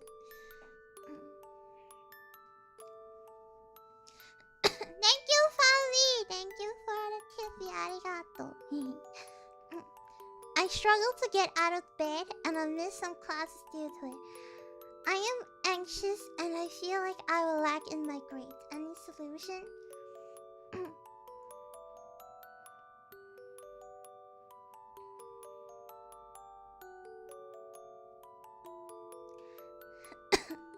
I think this is the loop thing that I was talking about.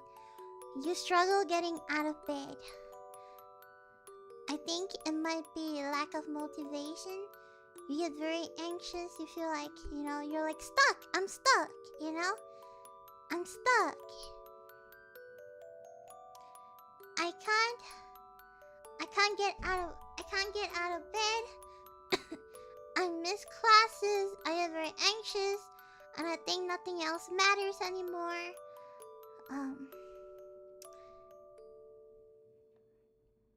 And I get stuck in the loop, and then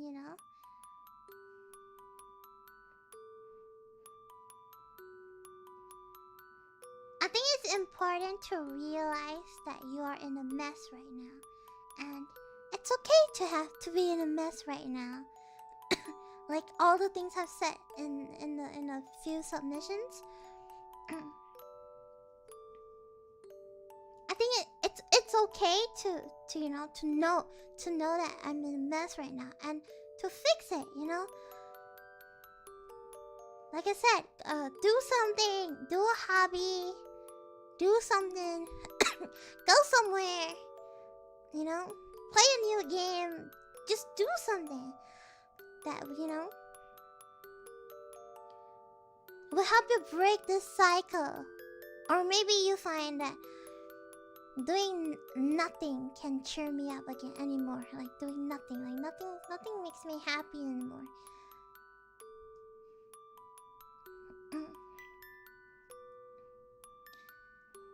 Then maybe you should sit down and, take a piece of paper and write down your feelings, and you validate your feelings. Just keep trying, Are you weak? No, you're not weak. Like you cannot control a lot of things, and you have to forgive yourself, okay? You have to realize that you're stuck and you want to fix that. Like this is feeling stuck in a loop, So what I said just now about being stuck in a loop. Do something. I feel anxious that I will lack in my grades. Do something. Do something about it. Like go to class, try your best to just force yourself. No matter how much you hate it, just force yourself and tell yourself it's worth it. It's worth it. I have to do it. If I don't help myself, nobody will help me. I need to do it. I need to do it because there's many things that I might want to do in the future, but I cannot do that if I don't do it right now. So, do it. Or if you really need help, you can always get a therapist, and or Wummy's always here. You can always talk to me about it.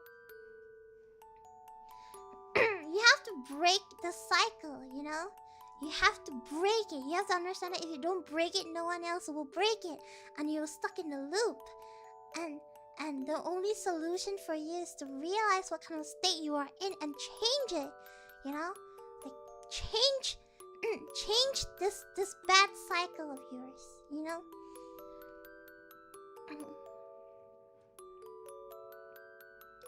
Identify the problem. Be aware of what is the problem right now. So your problem is, I struggle to get out of bed and I feel anxious. Okay, now you have to identify your problem. Now you ask yourself, ask your emotions. Why do I struggle to get out of bed? Am I lazy? Is it because I sleep late? Or am I just tired? Why am I so tired? Why am I tired? Is it because I'm always stuck in my room? If I'm always stuck in my room, then you find things for you to do. Like maybe I should go and walk. Maybe I should watch an anime. Maybe I should play a new game, Like make a mind map.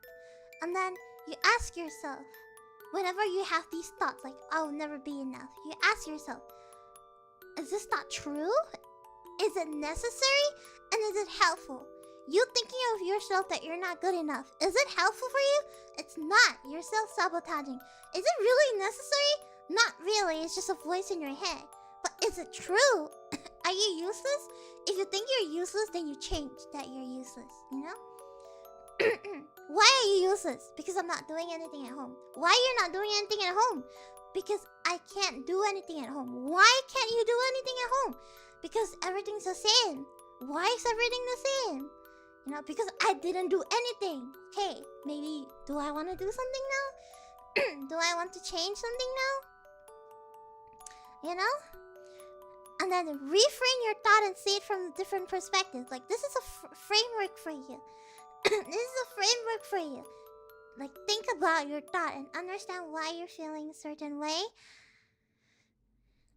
And when you do it, you'll notice the next time you get caught in a negative loop. You know? Right? Like, you know? Like, acknowledge that you're not okay right now. And it's okay to not be okay. It's okay. But it's very important for you to know that you're not okay, so you can change and be better. Yeah. I agree, Mike. These nuts on your chin, Guardian. Wait, okay, serious mode. The hardest part of self-improvement is taking the first step. Exactly, you have to take the first step. What is stopping you from taking the first step? Ask yourself, what is stopping you? What is these thoughts in your head or people's disappointment?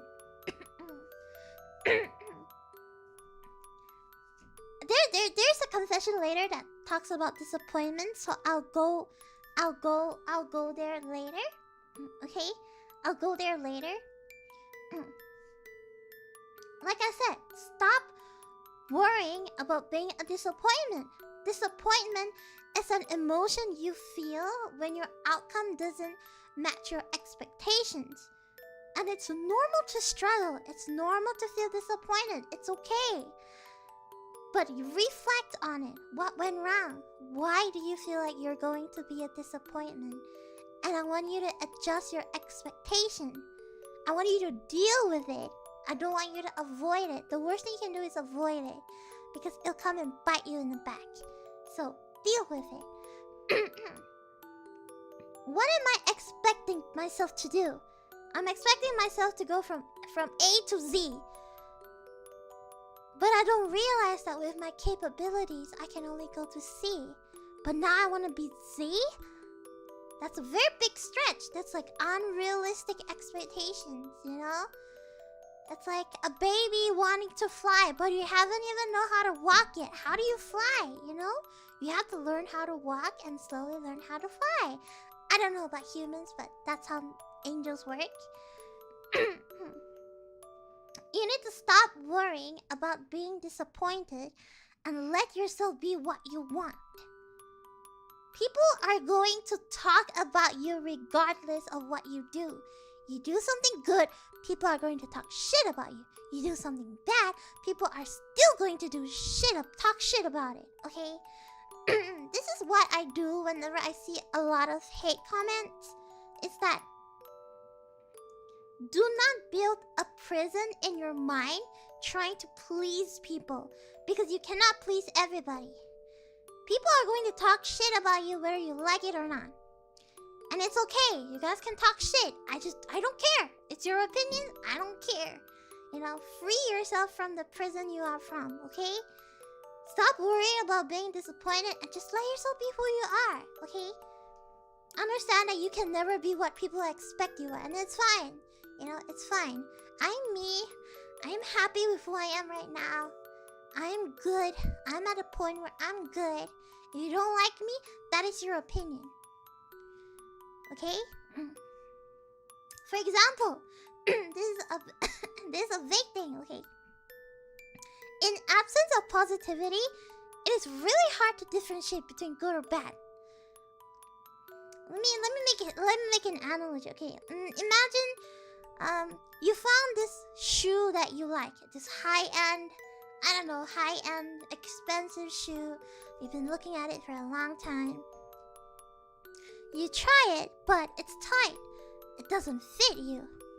If you choose to wear this shoe, your feet is going to hurt. And you know it. You know your feet will hurt. So what do? Obviously, you choose another shoe that fit you better.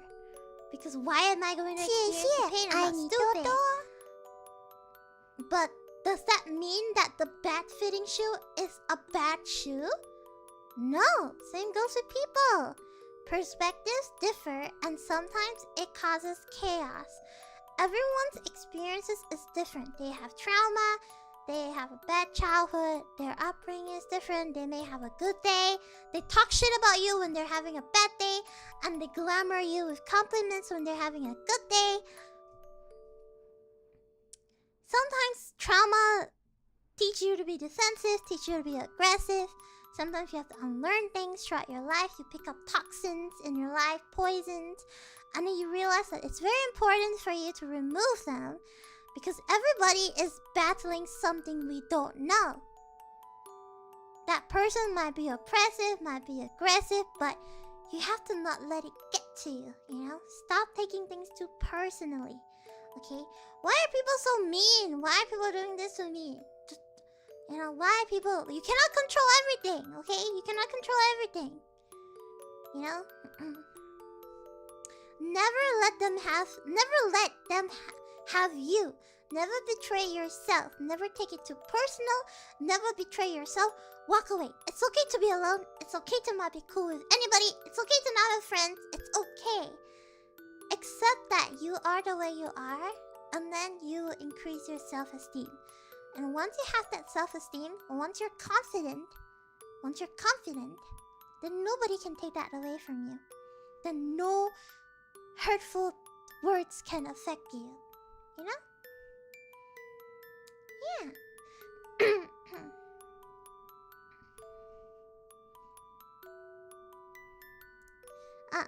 Azehara! Arigato, super chato. A good way to change your mindset is to find purpose and a reason to get out of bed. Maybe having to take care of a family member, helping out your community, or taking care of a cat. Exactly! Find a purpose in life. If you don't have a purpose, make one. For example, I'll give you a purpose. I want you to come to my streams, okay? Every day. Make that a purpose for you to come to my stream. You're like, I did nothing today. Oh, but you watched my stream today. You came. You're doing something, you know? You're doing something. Right? Yeah, so. Let me drink some water. I was spitting too much facts.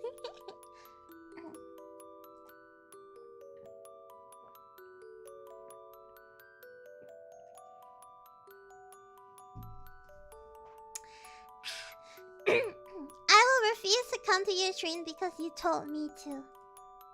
Stop being a brat, okay? I'm the brat. You're not supposed to be one. I'm supposed to be one, not you. Okay, moving on.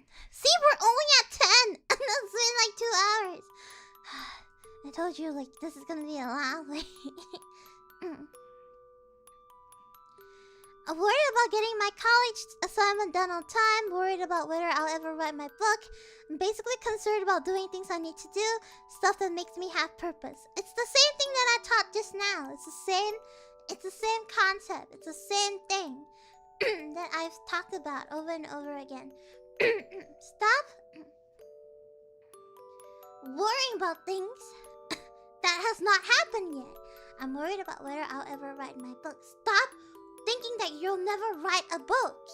You know, take a piece of paper. Why do you think that you'll never write a book? Why do you think that you're not getting your college assignment done? Are you procrastinating? Are you watching anime?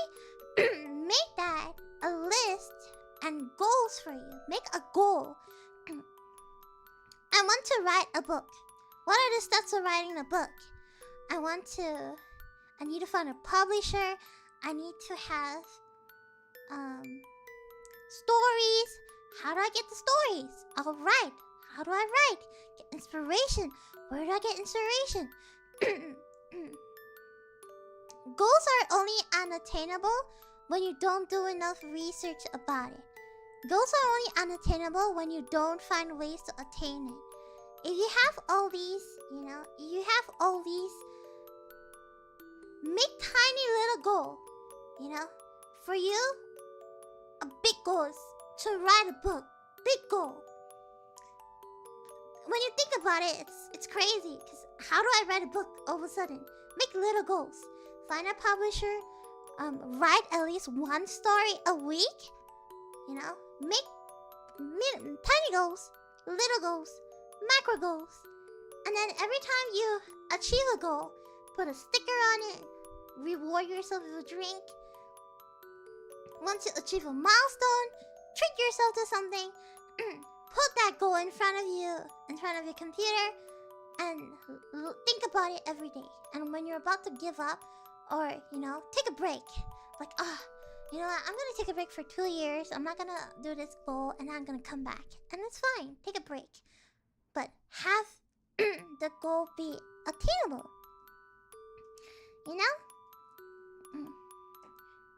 A reward system is really good because it makes you want to have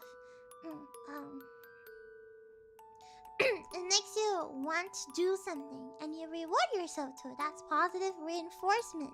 That is very good for you. You're rewarding yourself from doing something.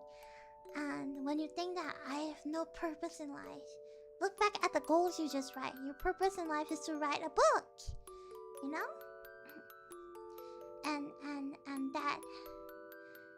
And that thing itself is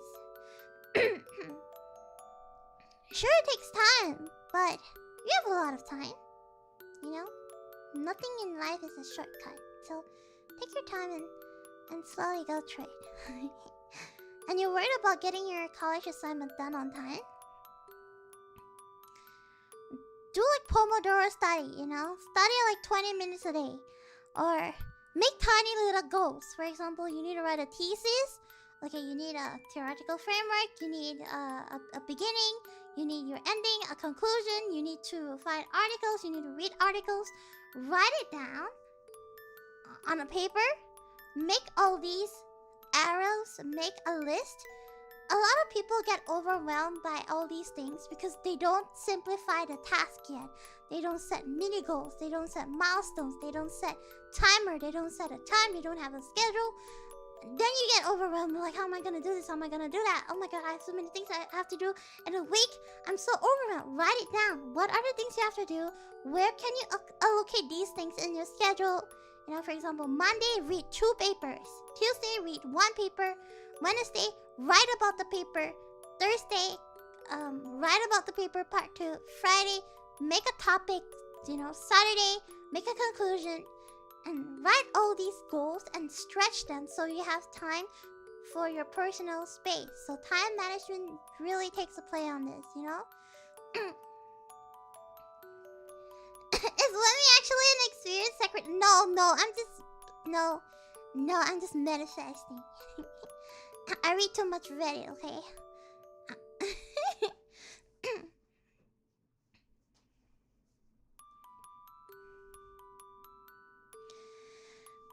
Yeah, people always make things more complicated. I agree.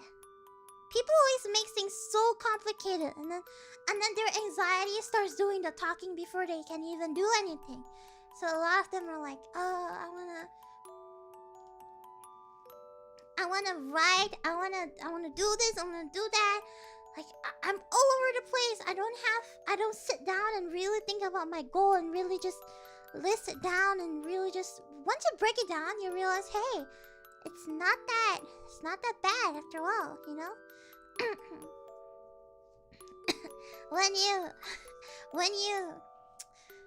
when you get very overwhelmed and you overthink, for example, me, I tend to delay a lot of things and I lie in bed and I don't wake up. And then I'm like, oh my god, I have to stream. Oh my god, I don't know what game I'm playing. Oh my god, I haven't made my schedule yet. Oh my god, and like I'm already like early December and I haven't have anything done. Oh my god, I have to do this, I have to do that. Oh my god, it's like so. Where do I even start? You know, so I just sit down, take a piece of paper, write down all the important things I have to do, write down their deadlines, write down when I'm going to do it, and then slowly you realize, hey, it's actually not that bad after a while. I have so many things, but hey, I actually have a lot of time, and I think I can do it. And it just makes your life so much easier. So when you have the time, just have a schedule, you know, follow the schedule. Even if you cannot follow the schedule, at least make the schedule. It'll make your brain less, you know. It'll control the overthinking, you know. And so whenever you're overthinking, you think to yourself, why are you feeling this way? Why are you overthinking it? Why are you overthinking it? Like, oh my god, then I'm gonna die. And it's like, why? Why do you think the outcome is bad?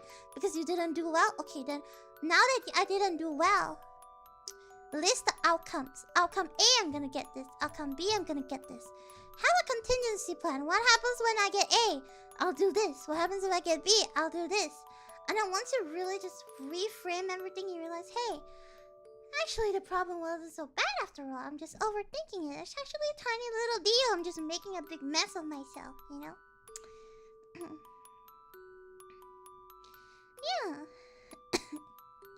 Yeah. It's like that, you know? So don't worry about it and start making little tasks day by day. Wait. I'm a person that I make schedule, but I cannot follow schedule. But that's just my autism, okay? I just can't do it. But I try my best, you know. I try my best. I may not be able to follow it today, but I'll still, you know, I'll try to follow it tomorrow, and that's all it is, you know. Don't worry about it. Okay. Oh my god. Okay. Okay. Hi, Remi. It's Wen, and I wanted to tell you about my problems if you want to listen, which have stemmed from my generously abusive childhood in which my parents, especially my father, did quite a lot of unspeakable things to me, both my mind and body, and gave me physically painful PTSD. But due to countless other reasons, I've been diagnosed with quite a lot of mental illness as well. So I've slowly crumbled mentally and emotionally.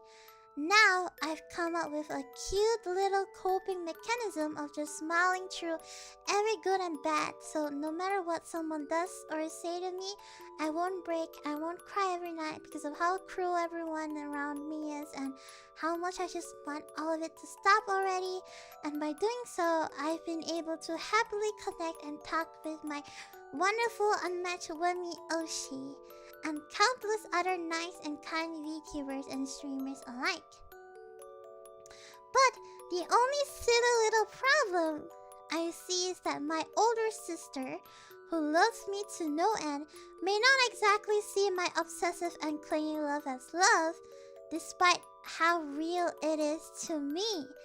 So I'm scared that I'm going to lose her, and that my little sister, who also thinks the same, and it's draining what little sanity I have left. So I cannot afford to lose her, because if that happens, that I won't have any reason to hold back on doing what I was going to do a long time ago, before she stopped me and begged me not to countless time in the past, with being the only one I've ever been so genuine to about my feelings in a community post. I'm happy I get the chance to ask for your wisdom, Lemmy, because I'm gonna be honest, I consider you part of my family as a big brain and cute little sister who's super silly and has a super big heart. Wow. Okay. I have a story to share to you guys. Hold on.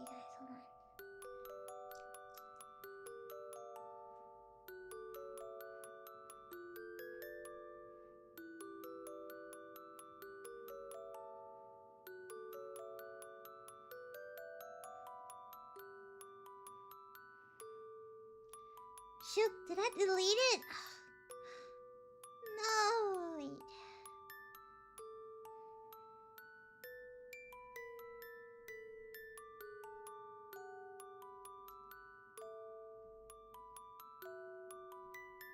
Hold on. Did I?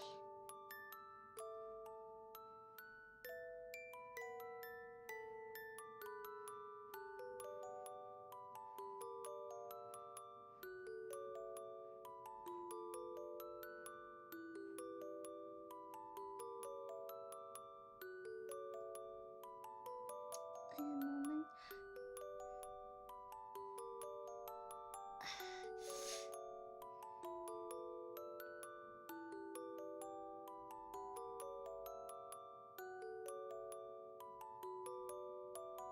No, I think I deleted it. Ugh, I hate it. Why?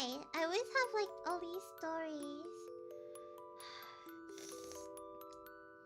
Oh my god. Why did I delete it? Oh, I'm so mad at myself.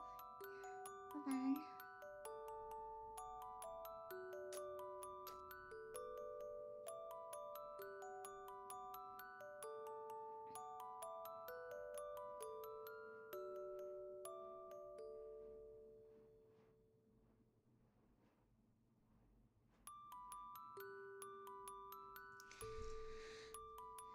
Okay, anyways, I can't find it, but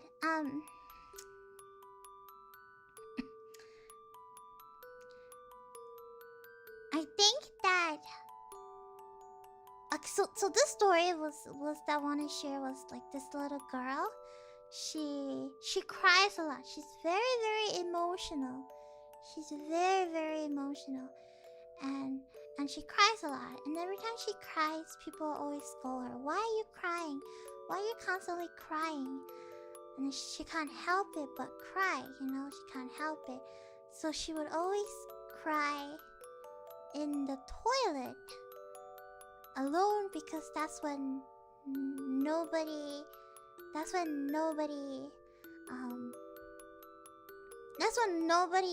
will criticize her crying.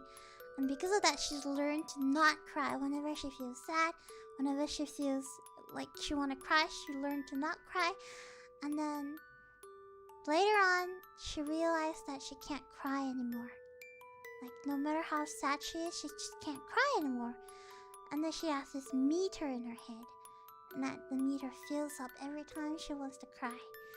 And then whenever it reached to the max point, she burst into, like, not flames, she burst into tears, and she becomes uncontrollable. And then she realized that it was really bad for her to feel this way. And then, this is not my experience, by the way. This is not me, okay? This is not me. It's like a story I read on Reddit. It's not me. But anyways, she realized that was her problem, you know? Like, she's like crumbling every day. She's like crumbling every day.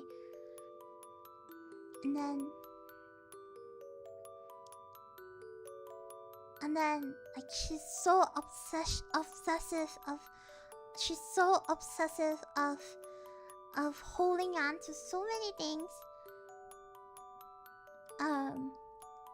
And then she realized that she need to let it go. She need to let it go. She need to let her feelings go. She need to accept her feelings, and she need to know that it's okay to cry. And she has to know that whatever her parents did to her when she was young, she did not deserve that. But that should not be a stepping stone for you to become better. Because whatever you have experienced in your life when you are as a kid, it stays with you forever. Yeah, you know, trauma will stay with you forever. But she learned to let it go. And she's so much happier now. And when she's sad, she would just cry. Because she don't care about what others think. So if I think about it, like, yeah, your parents were like meanie, you know? Your parents were meanie and they did so many bad things to you. You have a coping mechanism to smile through everything. You won't break, you won't cry. But this coping mechanism can only bring you nowhere. Like, you received a lot of criticism, then praise when you grow up, and all of your achievements, and your efforts were not recognized in the past. And then you try to cope with like unhealthy coping, and then you get depressive episodes. You filter out all of your positive qualities, and you exaggerate all of your negative ones. And having this environment makes you judge your own self-worth based on your utility and your usefulness to others. And then there's this chronic loneliness that makes you feel unlovable and worthless. And then this anxiety, it makes you underestimate your own capabilities to respond to problems in your life. And all these adds up slowly, like it adds up. And then soon you'll explode. But you don't want to explode because it's tough. So, I think it's very important to be honest with your family. Okay, maybe like you say your sister loves you. Your younger sister loves you. So maybe you could be honest with them and tell them about your feelings. Because if you don't, you're only going to explode,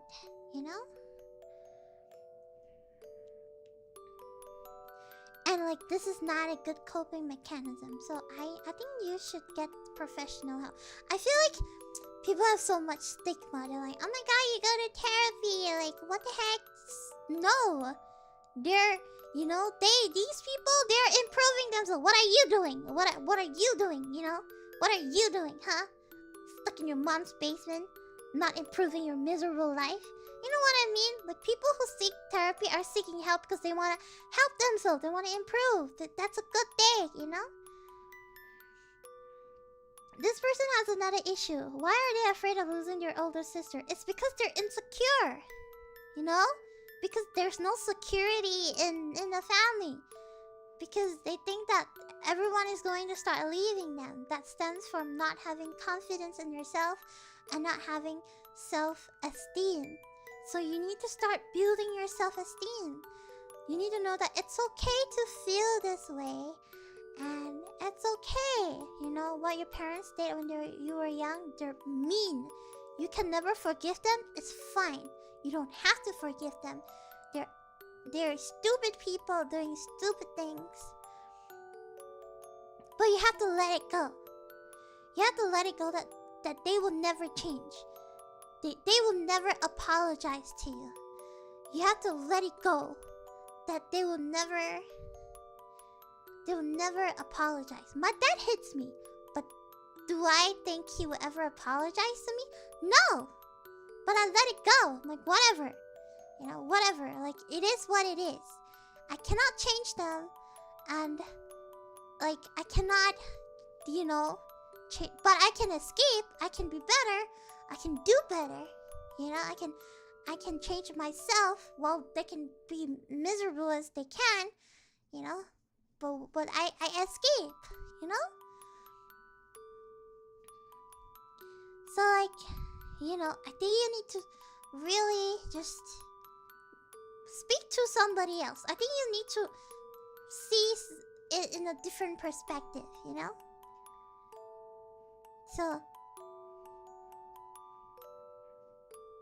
So I think you should get some help, and it's okay, Like, you should try it, You should try it. Try to improve yourself for your sisters. Because think about how sad your sister is going to be when they see you falter. Because you say they love you a lot, so they really care for you. And that is good. You don't need your parents to care for you. Whatever they did was bad. But You have your siblings, and make that your purpose to get better. And, you know, make it so that you don't have to smile so hard anymore. Make it that when you feel sad, you can cry. You know, you don't have to hold it in anymore. Just let it go. Let it all go. Let it all out. You know, be like Elsa. Let it go. Because I just want to tell you that if nobody cares, I care.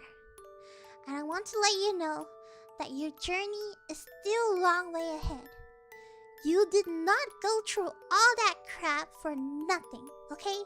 And good things are about to happen because you deserve it. So you should believe that you deserve better. You should always believe that you deserve better. Because I believe that you deserve better. Okay? Because you cannot control everything. Like I said, it's okay. You have to let it go. You cannot hold on it anymore. There's nothing good for you to hold it on. You need to forgive yourself that you sabotage yourself. Today's a new day. Forgive yourself for going back to the people who aren't good to you. Today's a new day. Stay close to the people who actually care. Okay? Give yourself permission to be great. Trust that you're capable of releasing what isn't yours to hold. This grudge you have for your parents, let it go. Okay? Today's a new day. Remember who you are and remember your worth. You're always worth it. Okay? You're always worth it. Okay? Yeah, because I care. Yeah. Crying is never weak. People always say crying is a form of weakness. Crying is not a form of weakness. Crying is a form of self-acceptance. I am sad. I will now cry. And when I'm done crying, I will feel better. So just cry. Because why am I holding my tears in, you know? I think you have to not let other people's opinion get to you in your head. You know, never betray yourself. Never take it personal. Don't betray yourself. Walk away. It's okay to be alone. It's okay to not be cool with everybody. Walk away. There will be people who talk bad about you anyways. Just don't let them have it. It's like talking to a narcissist. A narcissist will do anything to make you feel bad. To make you feel like it's themselves. So when you don't give them the chance to, they'll feel miserable. You know? And you're like, hey, I'm not affected by it. Like, somebody will be like, hey, you're ugly and you're worthless. And you can go like, who hurt you? Are you okay? Why do you say that? Like, sit down and tell me, why do you say it? And then maybe we'll go from that root of why am I useless? Or why? Like, can you tell me why? So I can improve myself, you know? And then you realize they have nothing to say because that's all they can say because they're bitter. They're bitter and all they do is complain and all this stems from them having a bad day. You know, so don't let it get to you, you know?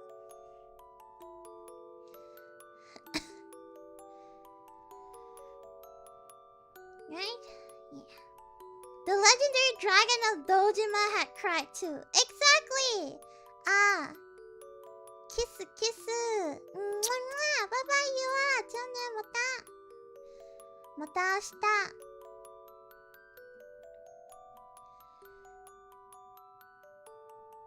I cried when he cried as well, you know?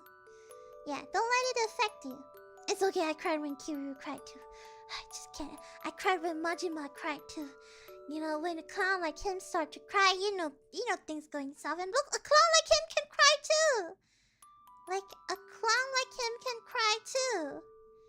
You know? And like, it's okay. It's okay.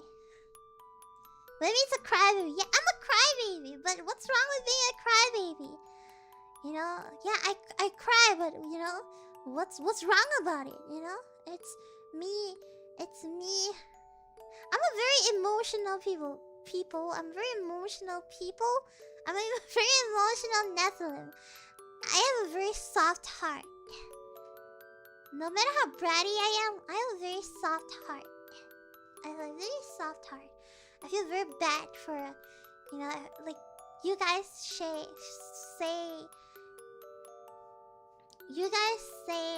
like all these confessions. When I read them, I feel for you guys. Like how can somebody treat you so bad? Like I want to hit them. Like how can somebody treat you like you guys have beautiful souls, you know? No matter how messed up you are, like to me, you have a beautiful soul. Like it may be tainted a little here and there, but I have a cloth and I can wipe them up slowly but surely. So, you know?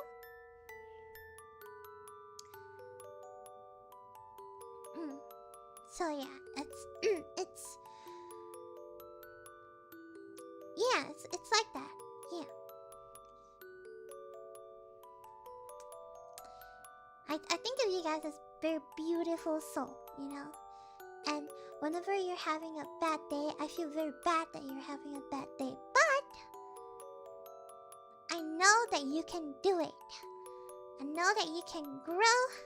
I know that, you know, at the end of the day, I will be here to greet you the next day. You know?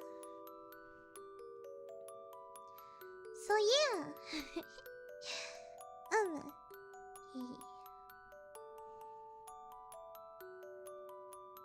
I just feel like some people with very bad parents, like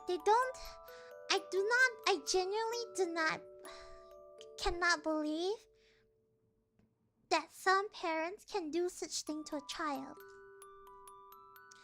I don't believe that people deserve the trauma, you know? I can't, like, if you're bad and you literally just are a bad person, then, you know, then you know what, you deserve to die. You're just bad, right? Like, everyone have their reasons, everyone have their own trauma, but it doesn't give you the right to treat another person badly, you know? And like, wow, do you feel better when you treat someone badly? Then, you know, then you know, there has to be like something wrong with you. Like Angel Mom would always send me to in front of the orphanage and say like, you're a bad kid, you go to orphanage. And then she'll pick me up she'll leave me there for a whole day, and then she'll pick me up like at night, and then she keeps doing it. So like, then I started to self-doubt a lot, and then Angel Mom is always in heaven because she's doing like heaven affairs, heaven stuff, you know, heaven secretary, heaven stuff. So she's really never at home. But when she's at home, she sends me to the orphanage and like threatens me. So it's like kind of weird. And also, I have a demon grandmother that like locks me in a toilet, like, cause I don't know what I was doing, but I think she just hates me. Whatever. I set church on fire, man. It doesn't matter. But you know,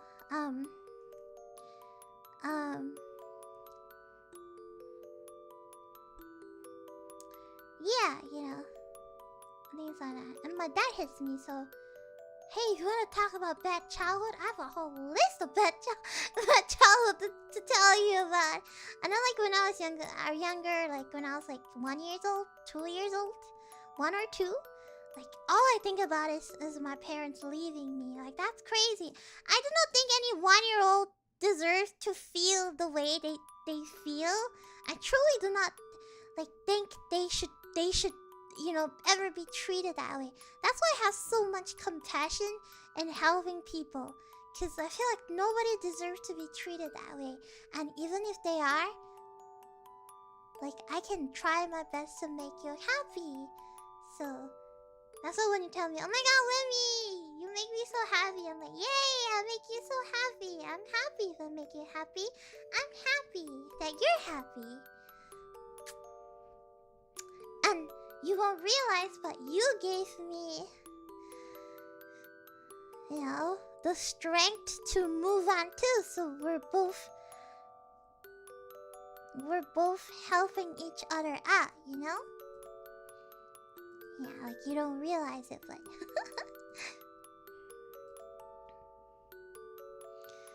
よくわかりますね。この活動、本当にありがとうね。あ、大丈夫。ウミはみんなが助けてほしい。ウミね、ウミの幸せはみんなの幸せだ。みんなが毎日幸せだ。あー、ウミの配信ウミの配信は見たら、すぐ元気になりましたとか、あ、ウミ毎日かわいいね、毎日元気ね、私も元気ねとか、その言葉を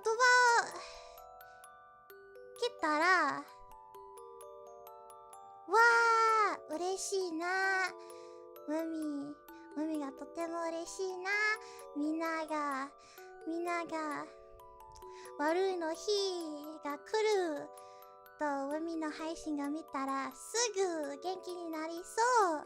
あー、いいね。海も毎日頑張る。みんなの幸せは海の幸せだ。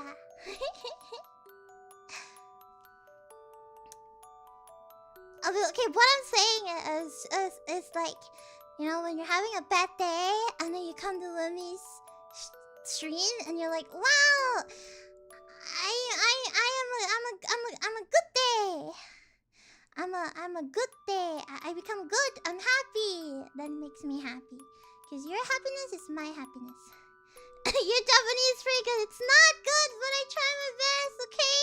It's like, it's not good, but I try my best.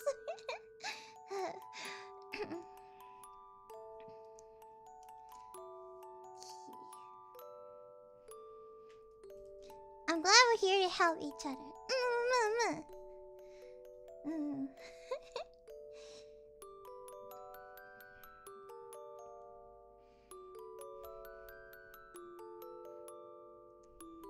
Don't worry, Miyako.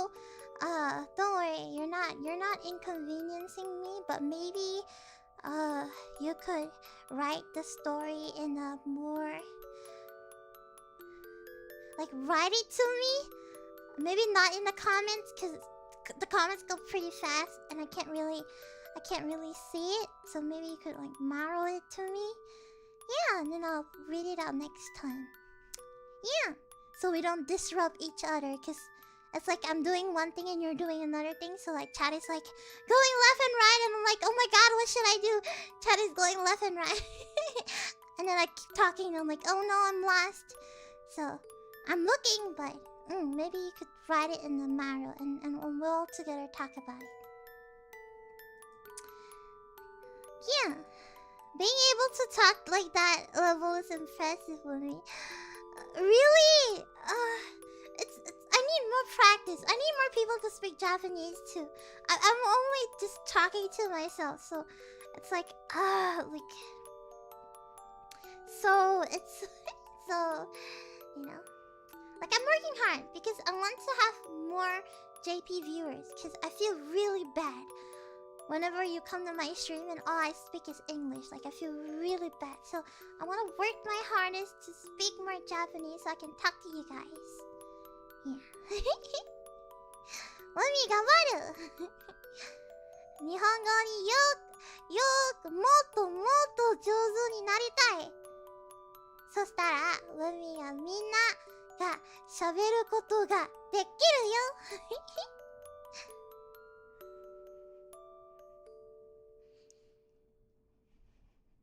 偉いなあ、ありがとう。Okay, next up.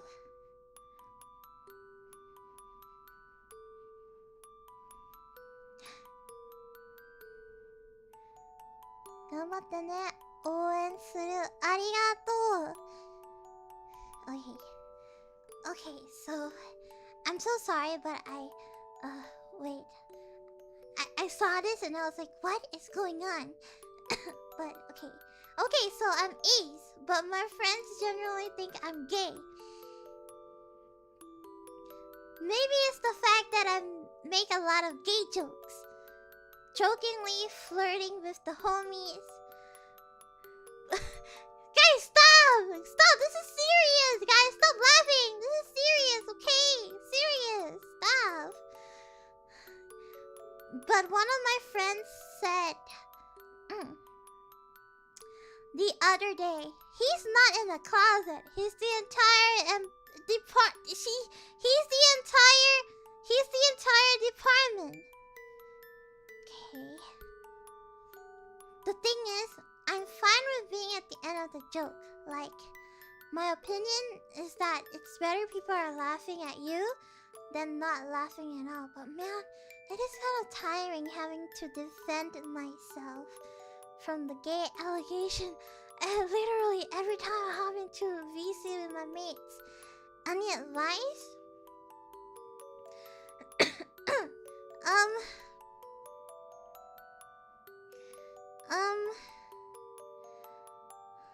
Guys, stop laughing! Okay, very serious, okay?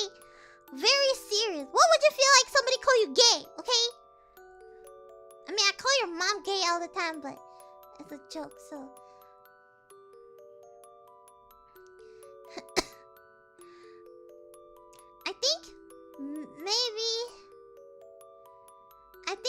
maybe it's important to not let these things get to you. Like, don't take it too personally, you know?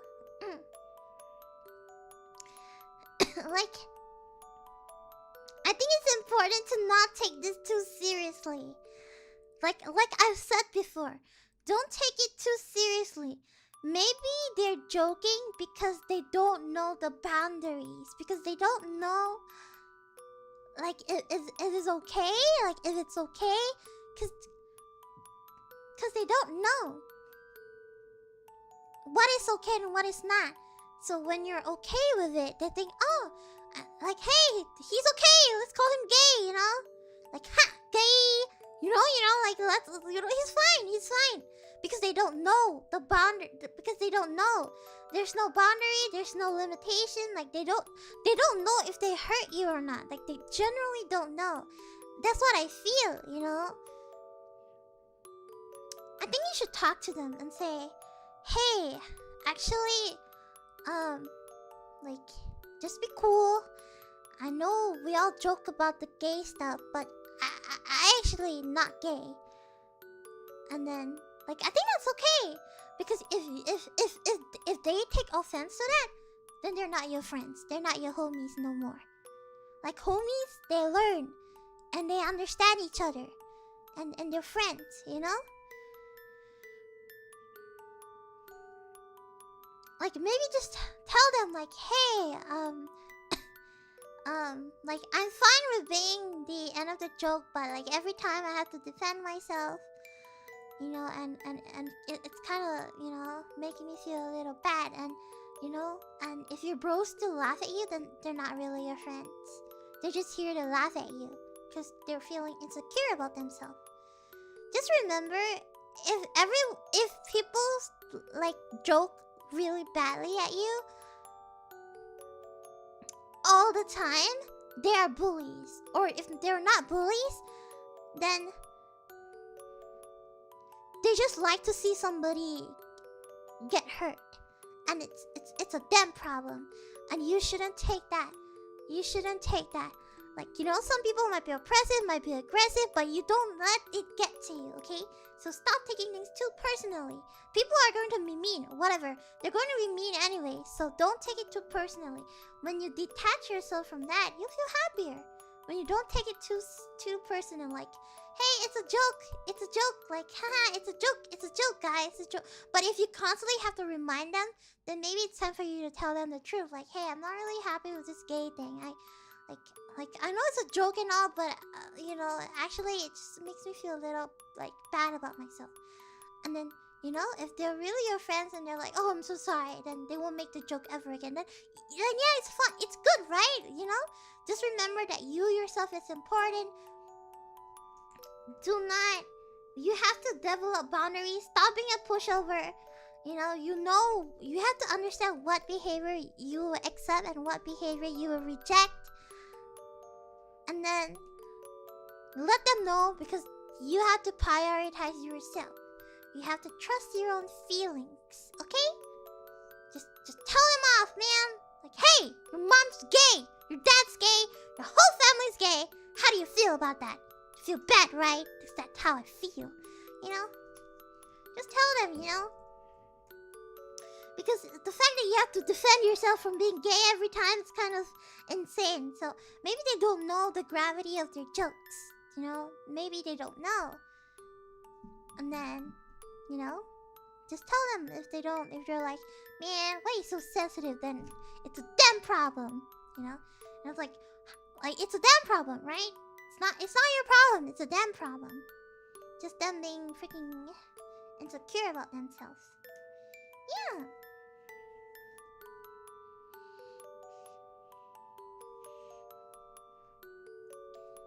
It's okay to not be gay. Yeah, they probably don't know. They probably don't know that, Or maybe it's the fact that you make a lot of gay jokes, like you're openly flirting with the homies. Maybe it's because you're doing that, so it leads them to think that, it's okay to make these jokes. Then you think it's not, then you should stop making these jokes then, Yeah. Yeah, then maybe if you stop making these jokes, then they might think, oh, okay, yeah. Or like you tell them like, hey, I like to make a lot of these jokes, but I'm actually not gay, so yeah. Then they're like, oh, okay. Like, oh, yeah, okay. Like, actually, we know you're not gay, but we just like to mess with you. Like, then you both have a mutual understanding that you're like, I'm so tired of having to, like, defend myself. Then they're like, oh, we're sorry. And then, like, grow. That's how friends are. You grow, you learn, you grow, and that's how it is. Yeah.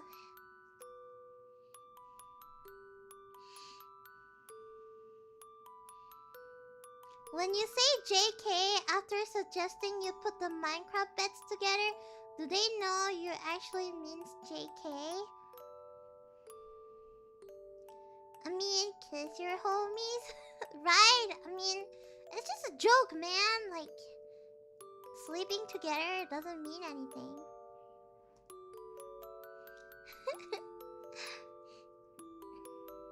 Oh, JK is just kissing, not just kidding. Oh. Okay, I'm going to say this, but from my experience reading, I'm homeschooled, but from my experience in reading Reddit, they always say that high school boys, the ones that act the most close and chummy to each other, literally braiding each other's hair, letting each other sit on their lap, and it was like, I love you, homie, like, I'm gonna kiss you, and I'm gonna, like, buy you flowers, and they actually are actually the most straightest man ever. Like, it's so funny. Like, a lot of them agree that, like, they're doing this, but they're actually really straight. That's what I read on Reddit. They're like, unironically, those people are straight. Like, and it's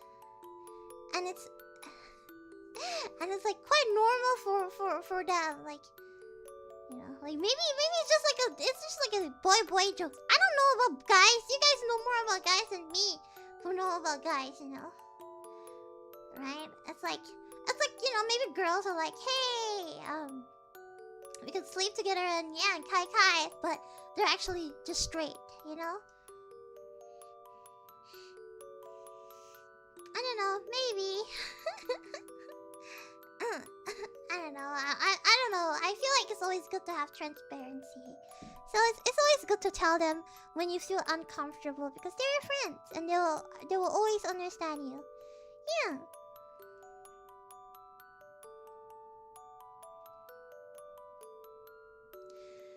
Because they know they're straight, that they do gay jokes. We have a gay friend in our circle and he doesn't think that then you know that people have boundaries, Not everybody is like you, so some people have boundaries. So it's just important to accept the boundaries and accept that, hey, maybe they don't like it, so just don't do it then.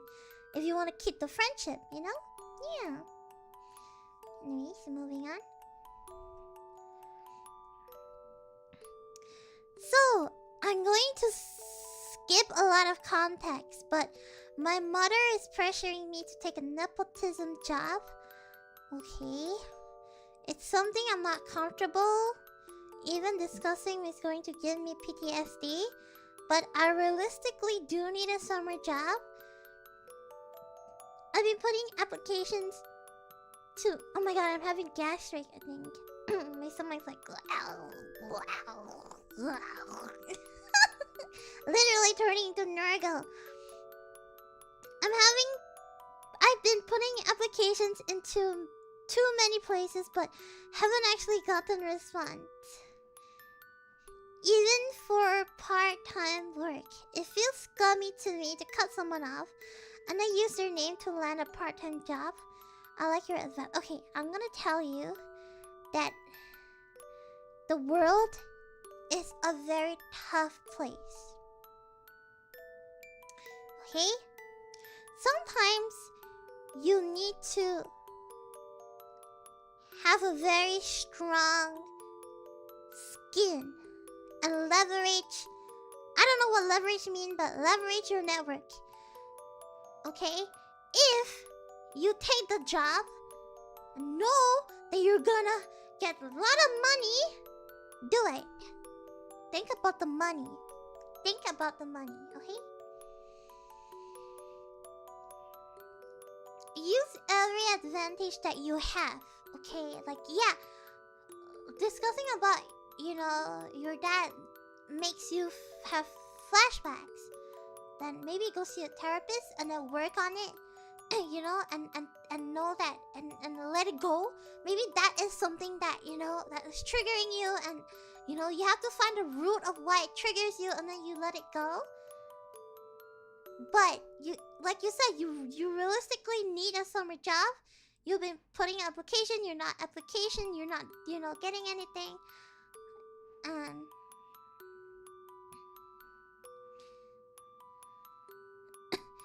like, if you don't take the job, someone else will take the job. And you're going to sit there and be like, wow, somebody's getting the job and they're getting paid. So, you know what? Just take it. Like, just take it. You know? Journal out. Yeah, exactly. Journal out your emotions. Just think of it as, oh my god, this is a summer joke, but I'm gonna get a lot of money, and I'm gonna eat good, I'm gonna buy games, and just think about, I'm gonna buy games. I'm gonna get this, I'm gonna get that. And then, you know, I think just go through it. Yeah. Who knows, you might not even have to talk to your father about it, you know? Stunks. I mean, it's also worth for the experience in the future, because it is a summer job, meaning that after it's summer, you don't have to see him anymore. You know? But your feelings matter in the end. So if you just I can't do it, then it's okay. Don't do it. Like, think about yourself first, okay? Think about yourself first. Yeah. Like, if you're like, oh, I really can't, then don't do it. Then it's fine. Then it's fine to just not do anything for summer. Like, you don't have a job, it's okay. It's just summer. It's just summer break. It's fine. Enjoy yourself. Maybe take a break. Maybe try to fix the root of the problem with your father and, like, let it go, you know? And, you know, or take this time to learn some skills, volunteer in some events, get some networks, you know? Do whatever makes you happy, right? If money is on your priority, then go for the job. But if money is not in your priority, then just take a break, just relax, you know, play some games. Summer will be over by the time you blink it. Sometimes you may feel like the situation is worse than what you think, but actually the situation is not that bad. You know, because we always overthink and we go down the slippery slope and we go from not very serious to very horrible. And you never know, you know? Yeah. Okay. moving on. How to live in the present. My mind is always on the next day and the next week. I'm always planning for the next day, and when those plans fail, I get over them. I think I've talked about this a lot of times just now. Just stop thinking about the future is good, but stop obsessing over the future, because you have to fix your present in order to change the outcome of your future. You know, just be in the moment. Take things slowly. You can always plan your day, you plan your week, but if things don't go well, don't take it too seriously. You cannot control things. Like I said, the tornado. You cannot control a tornado wiping away your home, but you can control how you react to it. You know, that's life. Things don't go on, you move on. You know? So, you know, it's good to plan, but don't be so fixated on I have to follow the plan. Because once you keep thinking about the future, you lose what you are currently, which is you're progressing to the future. So, just maybe take a deep breath and just like take a deep breath and be like, whew. I think I'm overthinking. Like, I think I'm planning too much. Like I need to take it time. Sometimes you just, you know, just take a break. Watch a movie or something, you know? Like take off social media for a while. Just relax a bit and be like, what is the point of you working so hard for the future when you're not even enjoying yourself? You know? And then you get overwhelmed, you get stressed, you know? Like, just stop taking it too personally. If things don't go well, they don't go well. You cannot control everything. You'll figure it out. Life starts from now on. You know? But just, alright, just move on. You know? Move on. When I was in Japan, I don't really have a lot of internet. So because of that, I couldn't look at the web. I'm just like in nature. And that really just made me like, whew, like, wow, I'm living in the present. That just, wow, like, take a deep breath and it's like, wow, like, actually stressing about things that aren't even happening, it's crazy. Like, stressing about the future, it's crazy. Let me live in the moment. Take a step back and just relax and just live in the moment and slowly make your plans. If it don't go well, it don't go well, whatever. Like, don't take it too personally, you know, just relax. Take your time off, you know. Yeah. Okay, next. Nothing really. What are you worried about? I mean, I guess sometimes I worry about stuff like if I'll have enough money for rent or food, or that I'll get sick, not be able to pay for something. It's better to just never think about anything, in my opinion. If you think about stuff, then the saddies will come creep up on you. Thinking is so dangerous. I just stay distracted so I don't have time to think. Which I think is quite good, you know. They always say that when you're left alone, you get all these negative thoughts. But when you have things that you can distract yourself from these negative thoughts, then they're great, you know. Don't become like Kaneki Ken, you know? Don't let the darkness cover over you. What about you, Dr. Lemmy? Are you worried about anything? I know you're always the one who's talking, but I like listening to you, so it works out fine. I'm always worried. I'm worried about a lot of things. I worry about being able to pay rent. I worry about being able to stay alive the next day. I worry about numbers. I worry about you guys. I worry about you guys. I worry about how to make you more happy. I worry about if I'm not paying enough attention. I worry about so many things. I'm an overthinker. I've established that I'm an overthinker. Like, I worry about a lot of things. I worry about not being a disappointment. I worry about a lot of things. My head is always working. There's never a day where I get any rest. My head is always churning. But I've already accepted the fact that I worry about a lot of things. So I write them all down in my book. Whatever I'm worried about. And I think about it. And it makes me feel a little better. So So I worry about a lot of things. Yeah. So, but then, you know, every time I stream, these worries just go away. So it's like, wow, you know?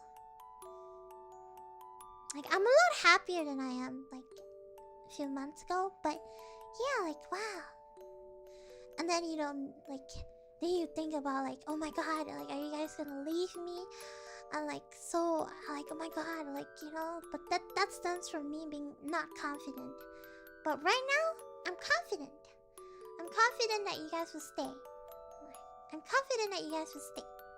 I'm good in my lane. I don't have to please everybody. I just have to do what I do best. Just being myself. And people go and people come. And those who stay will stay. So I'm very confident about that. So I'm happy. So yeah, you know. I think everybody worries. I think everybody is going through something. We just don't know what they're going through it. Yeah. So we always have to give people the benefit of doubt, you know? Yeah. I mean, that's how I think. Makes me look like a saint. Yeah. Okay, moving on.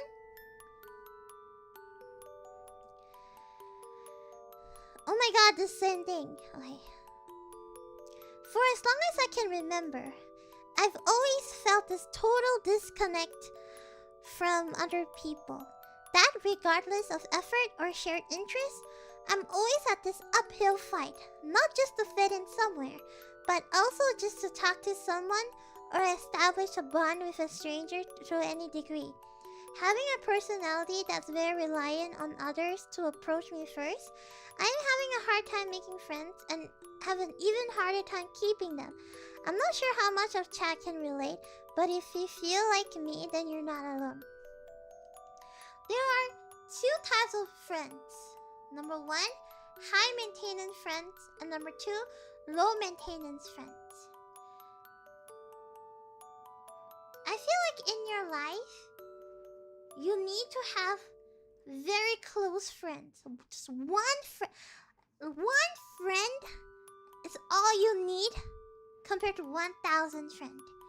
You can have 1,000 friends, but they will never treat you like that one friend. Like one friend. If you don't have that friend, what are you talking about? I'm here. You know? Like, I'm here. I'm your partner. I'm supposed to share you about my sorrows, and you're supposed to share me about your sorrows. Like, I'm here.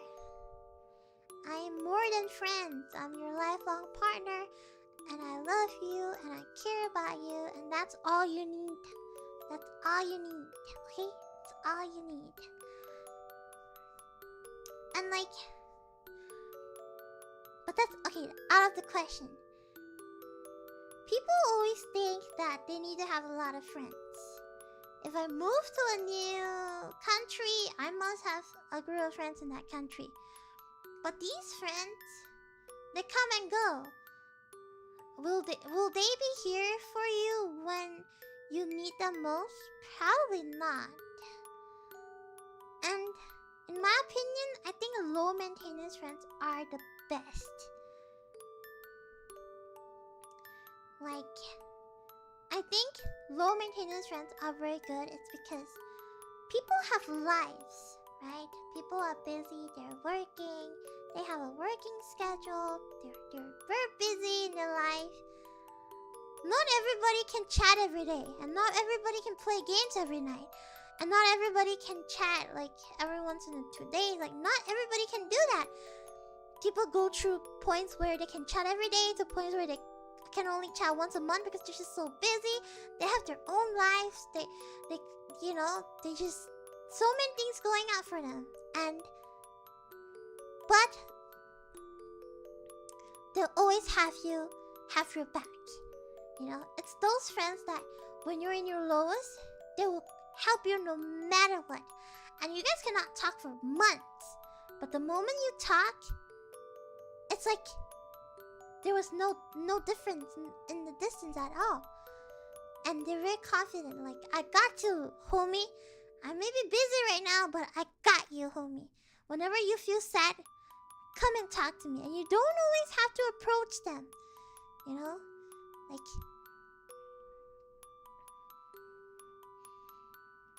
Like there are communities out there, you know?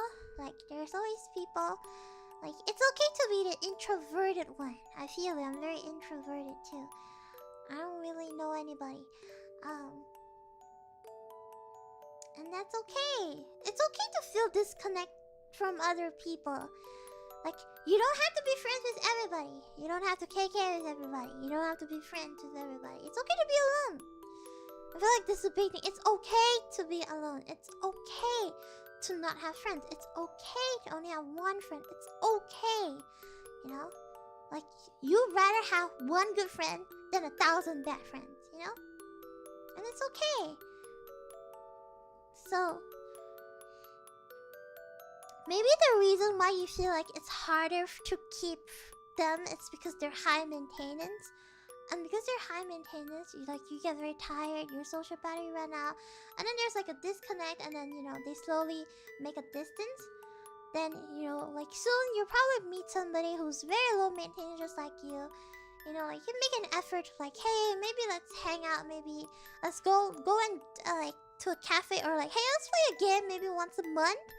And you feel like really happy because you don't feel obligated to talk to your friend every single day. Like, you know, you don't feel stressed that this friend might leave you, because they're never going to leave you. Like, they're all, like, when you ask, who's your best friend? That homie is my best friend. We haven't talked for weeks, but I know I can count on that person, you know? Yeah.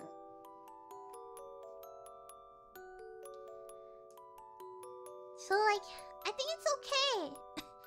You know, if you have a personality that's very reliant on others to approach you, then it's fine. Don't change for another person. You'll meet friends who are the same like you know? Like, don't feel pressured to have friends right now. You'll slowly get there, you know? You'll slowly get there. Yeah. Yeah.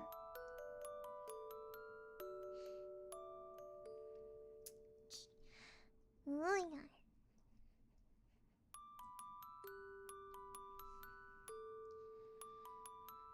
I'm scared I'm getting too deep into the rabbit hole. I just ordered a daki when I used to say I would never be that degenerate. I don't know. I don't think you're going too deep into the rabbit hole. You buy a daki because you want to sleep with... I hope the daki you're buying is my daki, but anyways. So I was saying, I don't think you're a degenerate. I just think that you love that person too much, you know? You love that VTuber too much, so it's a form of love, you know? I don't care about what people are like, parasocial relationship are bad, but I'm like, no, parasocial relationship are good. Because you have somebody who loves you when no one else could. Like, what are you, stupid? Why are you, like, you know, like, why are you denying that? You know, like, why? You know? I don't care, like, those people who say, like, oh my god, what is that? Parasocial relations are so bad, you should just go out and touch grass. No, I don't want to go out and touch grass. Leave me alone. Keep your opinions to yourself, okay? Like, yeah. That's what I feel. Because there are many lonely people in this world. And we can fix that. So if I can make you less lonely, then I'm there already, you know? Yeah. I think people don't understand. I don't think people don't understand weeps. Weeps that, you know, when you don't have anybody to love, and you found somebody on the internet who truly looks at you the way no one else could, And you feel so happy just talking to them. They make you feel better. They make you become less depressed. They help you. They make you get a better job. They make you, actually do things. It's like that guy with Hatsune Miku. He fell in love with Hatsune Miku and he got a better job. He got a house. He's living well, eating well. Isn't that a good thing?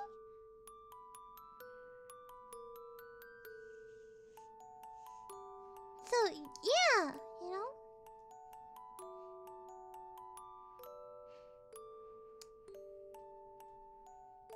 I don't think there's anything wrong falling in love with an anime girl. I mean, we're all sick in the head sometimes, and that's okay. Better than normies. Okay, moving on. It's okay, don't think you're a degenerate. It's fine, okay? It's fine. It's fine. It's fine. Don't worry about it. It's a daki, don't worry about it. I have a daki too. Nobody's on the daki, but I spray perfume so that it will smell like you guys so I sleep. Am I degenerate? No, I'm not. So it's fine. Completely fine. In fact, I would implore you to buy my daki so you can sleep with me. So you can put my perfume and smell me when you sleep. That's the best thing ever. Yes.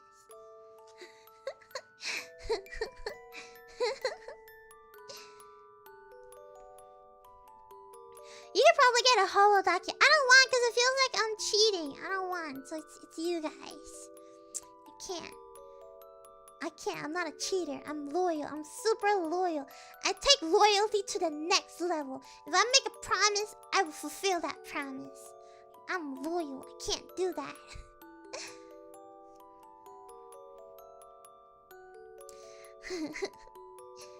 What's with me perfume molded toilet? No!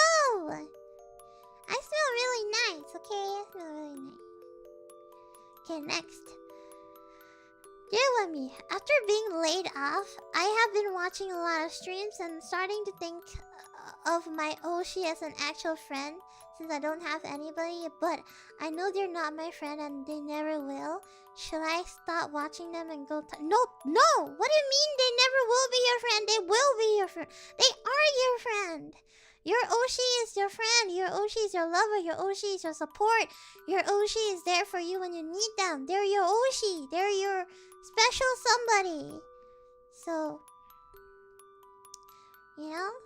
but you should also touch grass.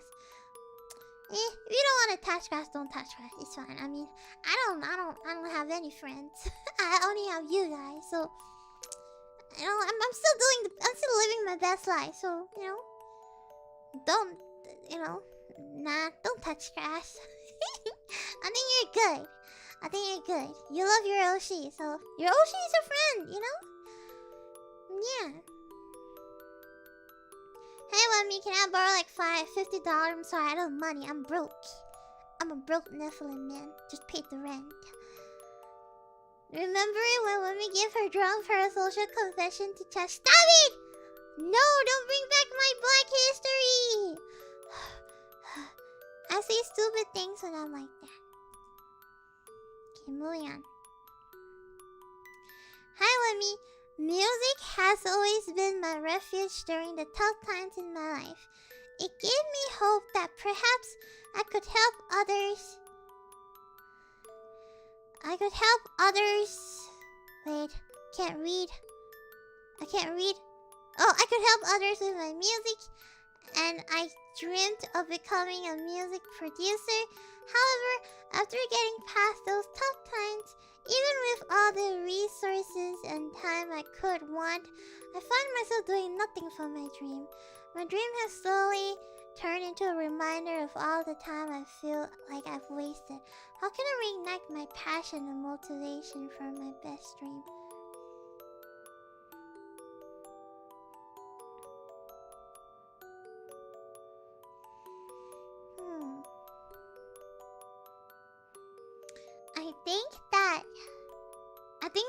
I think this is like burnout, right? I don't know if you know, but if you're into music, you probably know, what is that? Two violins? Twin violins? Two violins? It's like the two guys who are really good at violin.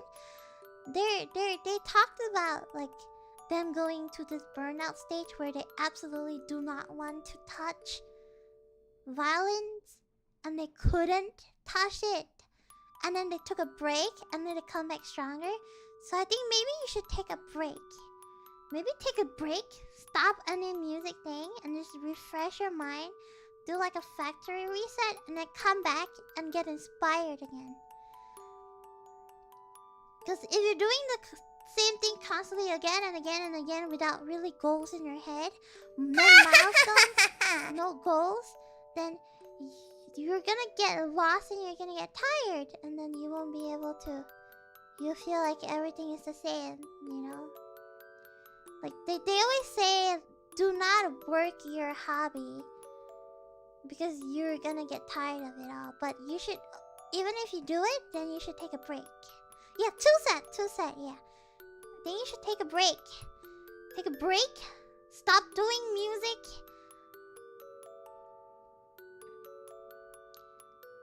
And make like a big goal. I want to be a producer.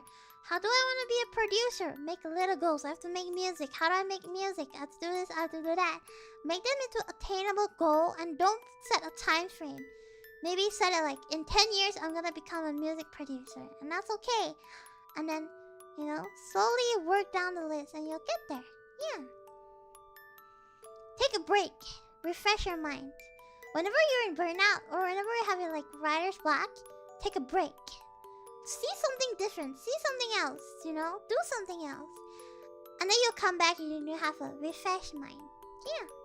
Or, I don't know, if you like music, then maybe go to like a concert or a play, a recital, and maybe it'll ignite you and give you inspiration, Yeah.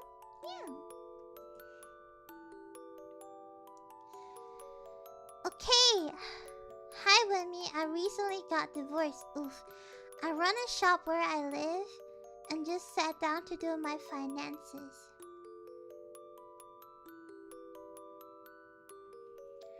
Realize that it's not sustainable for me to keep the shop open for even the next month. My ex-wife is a selfish woman, and while I may not be perfect and all, I wish it could have worked out. I have a 2-year-old son, and that loves it when the two of us are together. I just always wanted to be a cool dad that runs a shop that he can eventually take over. That was the dream. Now I'm having trouble setting up plans co-parenting because my shop is about to close. My ex-wife doesn't want to cooperate.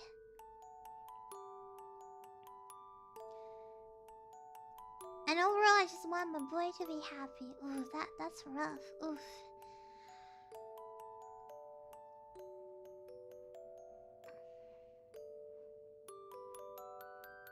Man. I think you may need to talk to your friends about this. Maybe come to a consensus that, I don't think I can afford this life. But how do we solve this, Yeah.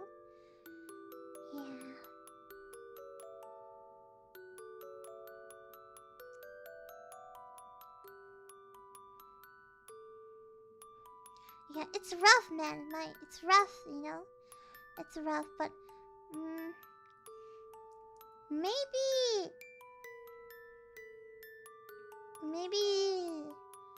maybe you might have to hold on to your dream and hold it on, put it on hold, and then find out your priorities. Like what is your priorities? Like what are your priorities?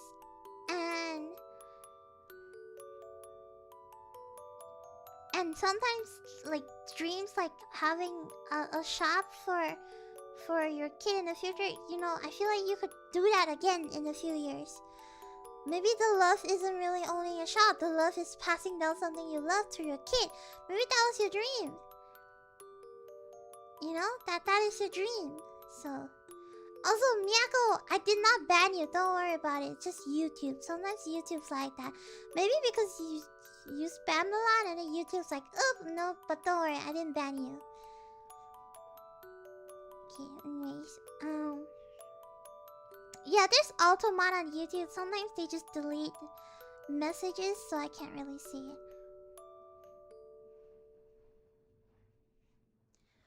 But anyways, like I was saying, maybe you should look at your priorities right now. What is your number one priority? You want your boy to be happy. How can he be happy? Financially? So what are you gonna do about it? And you know, like work with that. Yeah. So it do be like that. So don't worry about it too much. Like you have it rough, but know that it's okay. Maybe just, you know, change your plans a little. You know, dreams can always continue in the future, but right now,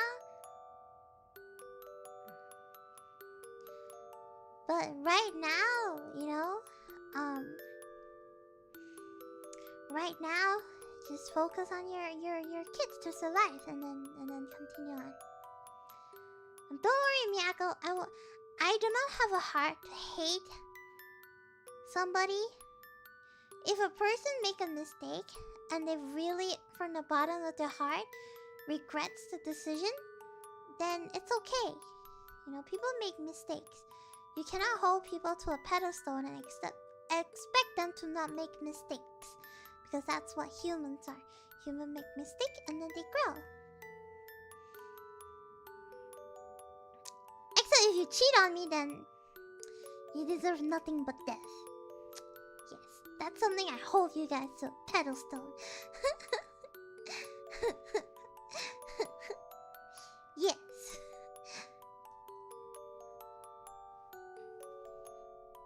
Okay, moving on.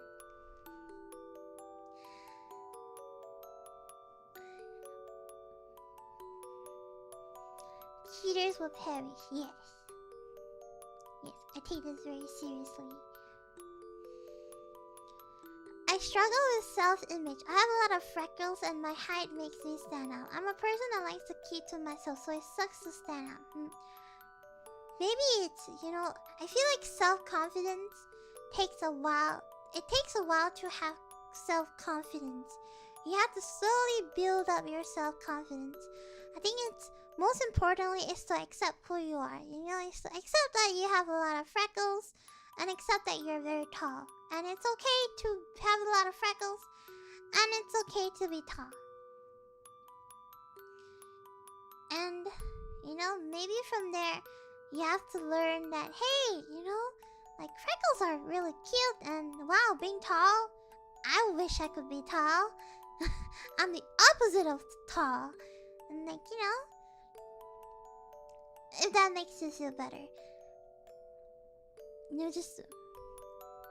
like I said, don't take people's things too personally, you know?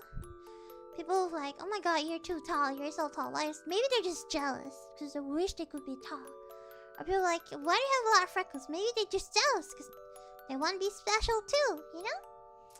Yeah. There's never anything wrong with the way you are born. You all have beautiful souls. Okay? It's not about how you look, it's about how you act. You know? You can be a very pretty person, but you can have the worst personality ever. But you can be, like, just average, but a very good personality. And that's what's important. It's your soul that's important. Yeah. People will always single you out. People always call you. You do anything good, people will talk bad about it. You do anything bad, people will still talk bad about it. So, if you keep focusing on it, then you'll never really be happy. So just don't take it too personally and enjoy your life, you know? Love your freckles. Love yourself that you're so tall. Love that you have very beautiful freckles. I think freckles are beautiful. Yeah. Okay, next. I would like to meet girls, but I'm too hickey to go outside and be sociable. What should I do? you should go to Discord and say, "Hi, I will carry you from League of Legends to I will carry you to Platinum," and then you get your soul girls.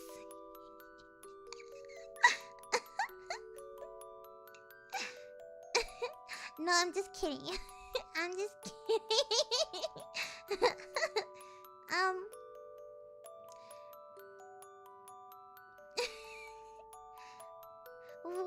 If Platinum is enough. When I was playing League, I was Platinum 1. I was very close to be Challenger. I was Platinum. I think I worked really hard. Do you want to know my experience with League of Legends? Role? I play top and jungler. That's my role. Top, jungler, occasionally mid. I don't do bottoms. I'm really bad at bottoms.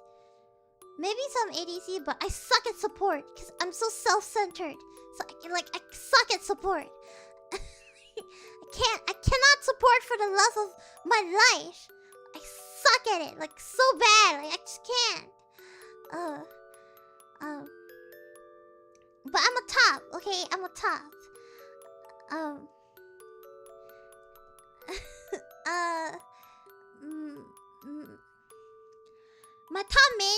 My top mid is Volibear. I love Volibear.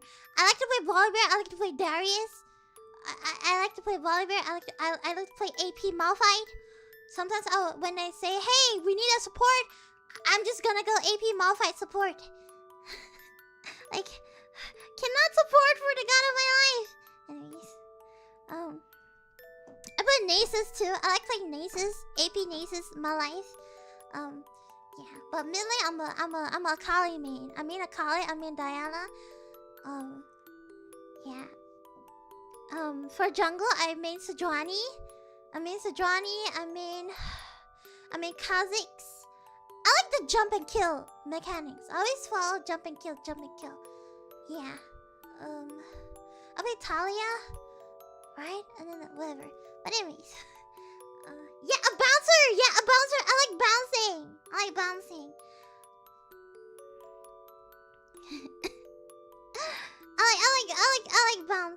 So, wow, like, what was the last stream about? I don't even know. I don't know, man. Just go and check it out, man. But like back then, when I played League, I never slept. Like, it's so easy to get into bronze and gold, but it's so hard to get out of gold. Like, it's so hard. But once you get out of gold, it's easy. Like, from the way out, it's easy. But it's so hard to get out of gold. But it's like, after gold, it's easy. But, oh my god, it's so hard to get out of gold. I live and... Okay, so there's this streamer. I think his name's Akali Main. And I eat by his videos. Like, whenever he has a video of an Akali build, I eat. Like, everything they do, I eat. And then I actively watch, like, I watch SK2, I watch, Edgelord Gaming, I watch Fnatic, and I watch all of their stuff, and I micro-analyze their stuff. Like, I like understand why they do it, how they do it, and then like, I legit live and die by League. Like, I wake up and I League, and I sleep and I League, and that was like my entire life for like so long. My god. And like, I would look at competition and I would analyze like, why do they do that? I'm the type of, like, when I play League, like, I would ask, "Hey, bottom flash? Is there flash?" And then I would expect you to say like, "Hey, like, oh, enemy bottom out." I'm like, okay, if they're out, that means they have 4 minutes, like 3 minutes before they can out again. So in that 3 minutes, if there's a weird pattern, then maybe I should go down and gank them. If not, then I'm gonna stay at top. And if top's good, then I might push top. After I break top, then I go to mid, because I think bottom's doing safe. And I'm like, so it's like, my god, I live and like die by league. Like, that's crazy. And I got banned like 2 times because I said something bad, but and then I would like spend money on league, especially skins. My god.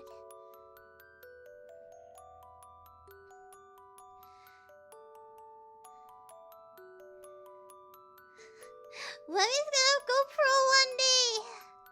No, I went for competition actually. I won. I went for competition. I was top all the way, man. I like top. Top is a safe place. I like staying top. I'm a bloodthirster. I don't do well in team tactics. I like just going naces and minding my own business while I stack. Yeah, I like going Teemo where I just like stack my mushrooms everywhere. Like I'm really chill.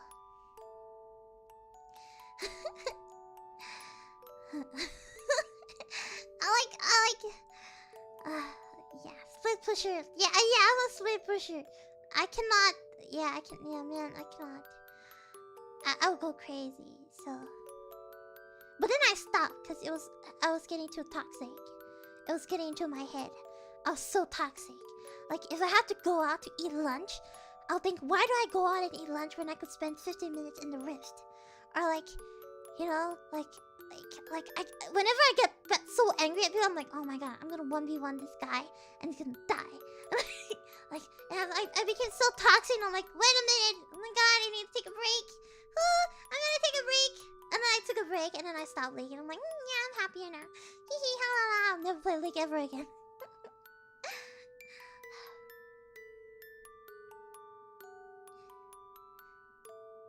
League toxic class dug deep.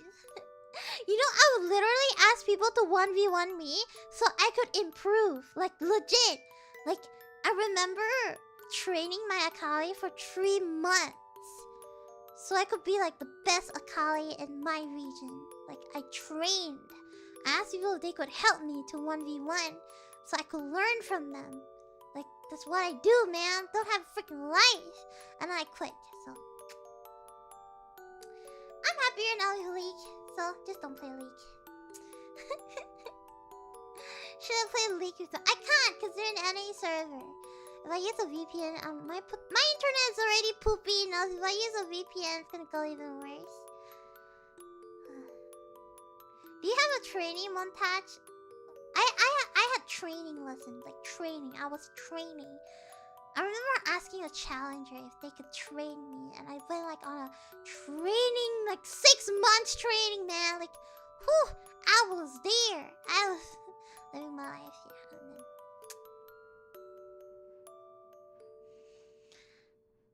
And then I stopped.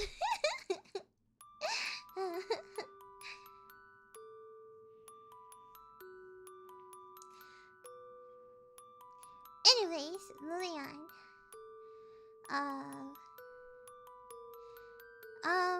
Have you ever tried Dota? I've tried Dota.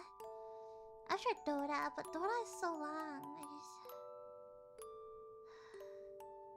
This man. I'm like tired, man.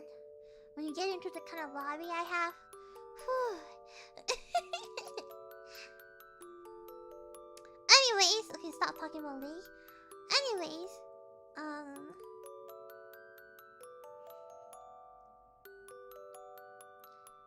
I think in order to meet people, you probably have to start talking to small little communities on Discord, and then make friends, and then from there, I don't know, maybe find some girls.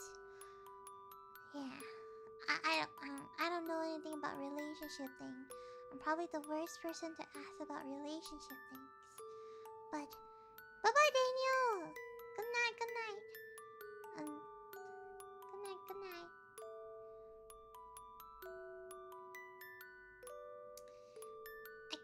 I guess so. I don't know. Going to the gym unironically is a good way to meet people. I guess so. Girls in Discord, they're not real with me. I don't know. I don't talk to anybody. I don't know, man. Is there nowhere to meet girls outside? The club? I would assume. The club? Speed dating? I don't know.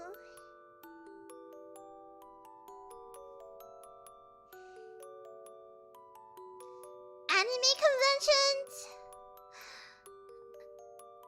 Just don't be a David and you'll be fine.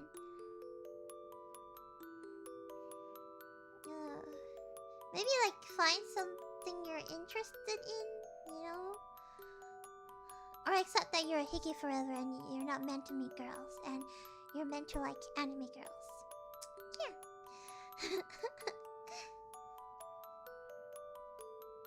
Do you like anime?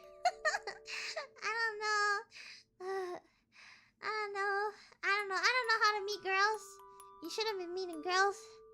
You should be meeting Wemmy. Okay, next question. I can't tell you because it will make you miserable instead. I'll tell you a possible solution and my worry about that. If I return to college and do dormitory life, nearly all of my problem will quickly resolve. But I am old, over 50 years old. Should I bite the bullet and ignore what will be strange look from the other young ladies in the dorm? Or should I seek a different solution instead of finishing my degree? I would say do it. I don't think 50 is too old for a dorm. I would say do it. You're 50 or 60 or 70 or 80, just do it. Who knows that this dormitory life, you might meet really nice girlfriends. You know? Girls that have your back. Don't worry about the look of other people. Because don't be a people pleaser. And don't take what other people seriously. Because why are you doing this degree? It's for yourself. It's for your own benefit, you know? It's for your own benefit, right? Like, you know, if you want to do in the dormitory life, you can do it. So if not, if you wanna own like your house, then you can go to your house and it's fine. You're doing it for your own self. So just focus on you're doing it for your own self. You're never too old for knowledge, okay?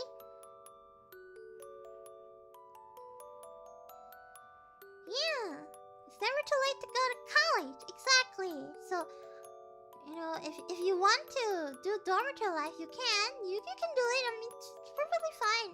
If you never experienced dormitory life and you want to experience it, why not? Just go there and learn and do your best, you know? Yeah, nothing wrong with it. Just don't think about what other people are thinking. Oh my god, you're too old for this. Yeah, what about you? What are you doing in your life, huh? At least I want to do something, you know? And who knows, you might meet new friends, right? Never know, never try, never know. Okay, next we have, I feel like nothing ever clicks with me. It always feels like I can never commit to anything. And I'm worried I'll never be happy because nothing I do can actually make me feel that way. I always feel like I'm on autopilot and do things just because I'm doing it without really caring. I've answered this question in the getting stuck part. In the cycle thing, I've answered that question. I think it's just to, you know, do something different from your routine. You know, go to a cafe, do something different. Do something different, you know? Not from your thingy. Make some goals. Play a new game. You know? Like just make an effort to do something different. I've said this already just now on how to get out of a slump. How to get out of a cycle. How to, you know, it's okay if nothing ever clicks, and it's okay to live a very mundane life. You know? Like I always think that, you know, not everybody wants to be a main protagonist. Some people are fine being a mob character. Some people just like to live the mundane life. And I think it's totally okay to not want to have too much expectations, to not want to be like this, to not want to live this life, just be mundane. Like some people are like, hey, I want to retire and I'm 40 years old. Like I don't wanna crave for too much money. I don't wanna work my life to get all these benefits. I just wanna retire. I just wanna live a normal life, and it's fine, I think. I think people should really realize that. They should not stick to societal expectations and just live whatever they want. Yeah, and when you're stuck in a loop, then just trust that you're not for everybody, okay? Not for everybody. You're probably just out of battery, so maybe you need to do something. Go on a trip, maybe take like a vacation, go on a trip, and maybe that'll inspire you to want to do something different, Yeah. But I think I've answered this question earlier on, so if you want, then you can go in front of me. I'm worried that I'm not good enough for my friends. What should? You'll never be not good enough with your friends. When you feel that you're not good enough, that is your insecurity that is speaking.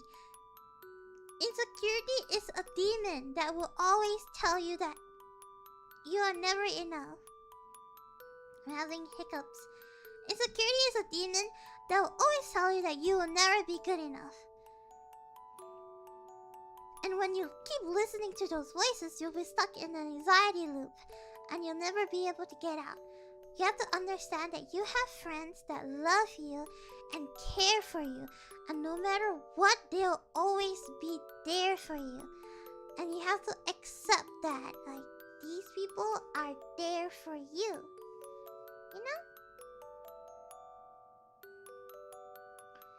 Yeah, like these people, they're there for you. You have to accept that they're there for you. So you are never not good enough. It's your demons that's talking in your head.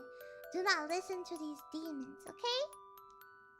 True friends will be there for you unconditionally. They don't want you to be perfect, You don't have to be perfect too. They just like you because you're you. You're you because you make mistakes. They like that you make mistakes. They like that, you're like this. They like that you're like that. And if you're 100% perfect, then might as well just be a Barbie doll, right? Yeah. Moving on. Hi, Mami. When there is unavoidable conflict, I get super anxious because I don't want to cause others trouble.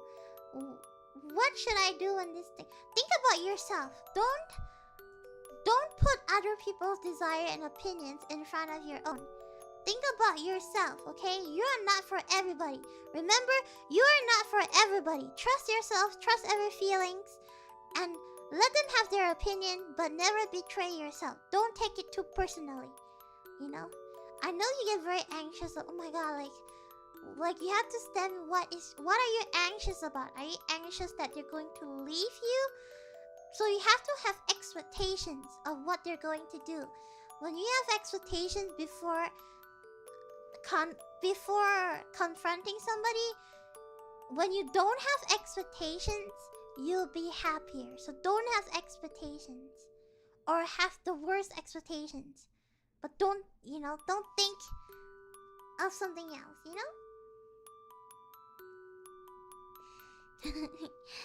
Yeah, so don't have expectations or mentally prepare yourself for this conflict.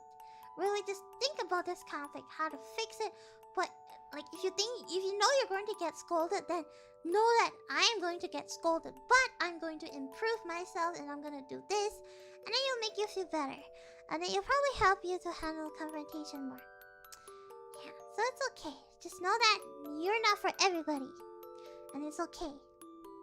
If in the end things doesn't work out and your friend leaves you, then it's okay.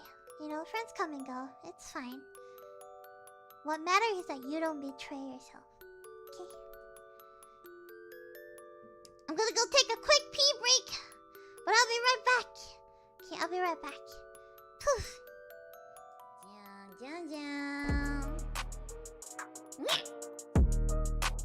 Doremu. Doremu.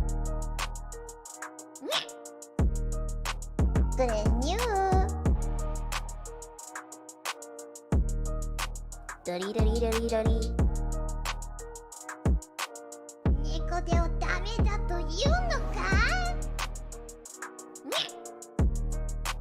Dori dori dori dori. Good news.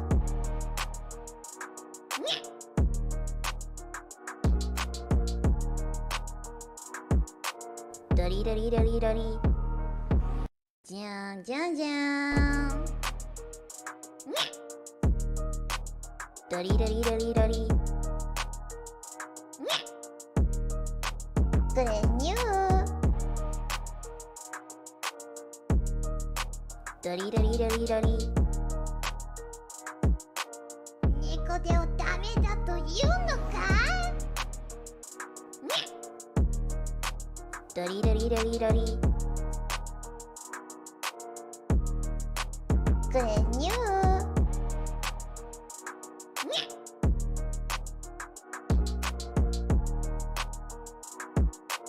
ドリドリドリドリ。じゃんじゃんじゃん。ドリドリドリドリ。Good news.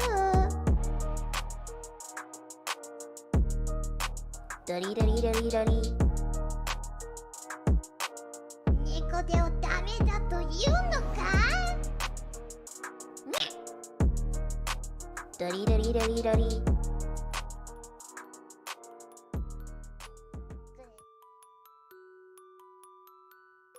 I am back. I'm gonna change the beat sound.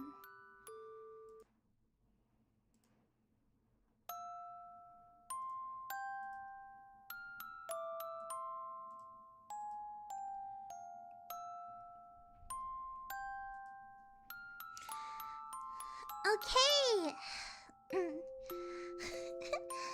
I'm back. I'm probably gonna do maybe just one more because I realize I'm dragging this for way too long. But first time I've ever watched Remilia, but they seem genuine. I am genuine. I am genuine. I don't know if this is like coming from like self-justice, but I find a lot of joy in giving advices. Maybe because this stems from me really wanting to help you, and me really wanting to see you grow, and me really wanting to make you happy again. Like when you're sad, I feel really sad that you're sad, and I want to try my hardest to make you happy again. So I really do from the bottom of my heart just feel really happy if I can help you in some other way. Yeah. Will you read my part 5 on stream? Probably not today. Yeah, like I'll try my best. I'll try my best. Yeah.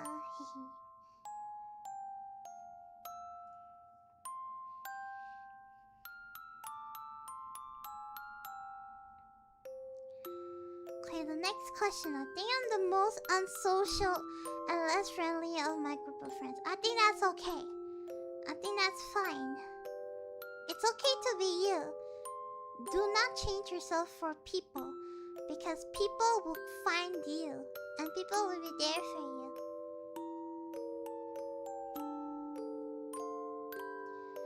And people will be there for you, okay? So, yeah. Yeah, exactly. It's not a competition. I talked about this just now. I'll do one more. Life got me a point where I cannot have goals. Like, take a break. Take a break and just relax and just do something that you'll not do. I've talked about this just now, and it's like a lot of Doremus are giving me confession of almost the same thing. So I don't think I need to repeat myself over and over again. But yeah, like, you know, find something. Go do something that you've never ever done before. And maybe that experience might help you, you know? I'm very sad that you feel depressed. I don't think you deserve to feel that way, but we cannot help it, because that is the human mind. And sometimes things do be like that. It do be like that someday. But it's gonna be okay. You're gonna keep trying. Okay? You're gonna keep trying. And I believe. Try something different. And make me a goal. My goal for you, I want you to come to my streams 3 times a week. And I want you to watch my streams. And I want you to do this. Okay? And then I want you to grow. I want you to tell me about your stories in Maros. I want you to make it a mission for you to tell me your feelings. Yeah. And that can be your goal. Only 3 times. I mean, I'm not expecting you guys to come here every day. But, you know, just know that when you're here, I'm really happy. And, yeah.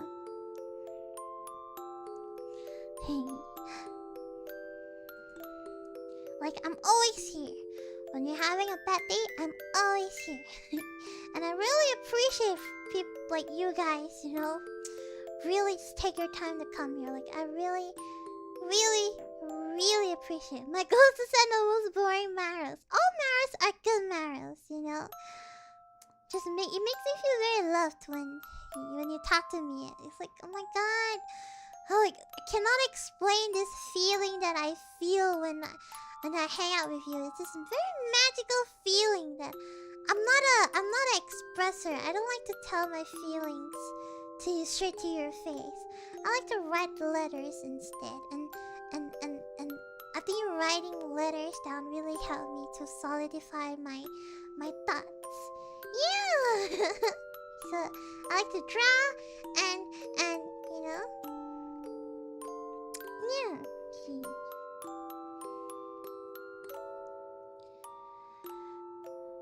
I don't like people's social interaction. I think it's fine to not like people. It's okay to not like people. And don't think about... Exactly, don't keep thinking about the future. Think about where you can start now. You know?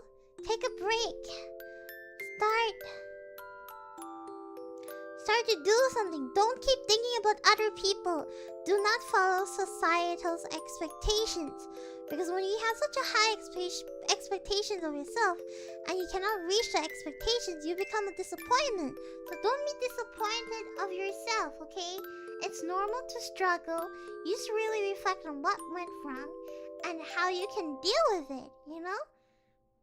Don't worry about being disappointing. People are going to talk about it regardless. Do not build a prison in your head, okay? Yeah. How do I not get a panic attack? So there's this thing called grounding. It's called grounding. I think if you have expectations that, oh, I'm going to get my blood drawn, and this is so that I could do this, I could do that, or like I'm gonna get shot so I could get better. Just focus on the fact that you're getting better. Have somebody go with you, and when you have a panic attack, like I want you to like go to a quiet room, and I want you to list down 5 things that you can see around you. Like, I'm seeing the ceiling. What is the ceiling? The ceiling. What color is the ceiling? White. The ceiling is white. Okay, what do you see? A fan. What color is the fan? What is the fan doing? It's turned off. Like, list that 5 things. And then soon you will be able to slowly relax. Yeah. Or always have very sour candy. So when you eat the sour candy, it shocks your brain. Yeah. Well, I mean, I once put rocks in my little cousin's pillow and he had a concussion. What do you do? I mean, that was the past, right? You're just being a brat, so just say you're sorry and move on. And maybe not do that again, unless you want him to die or something.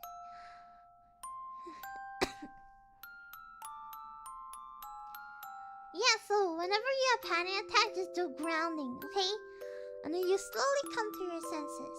Or you can just like, hey, look, I have 10 fingers. I'm looking at my fingers. I'm looking at my fingers. What are you seeing with your fingers? Oh my god, my fingernails. When do you cut your fingernails? Like, do something that will distract you. You know? Oh, you can get the doctor and nurses talk to you. Yeah, when they talk to you, when doctor and nurses talk to you, you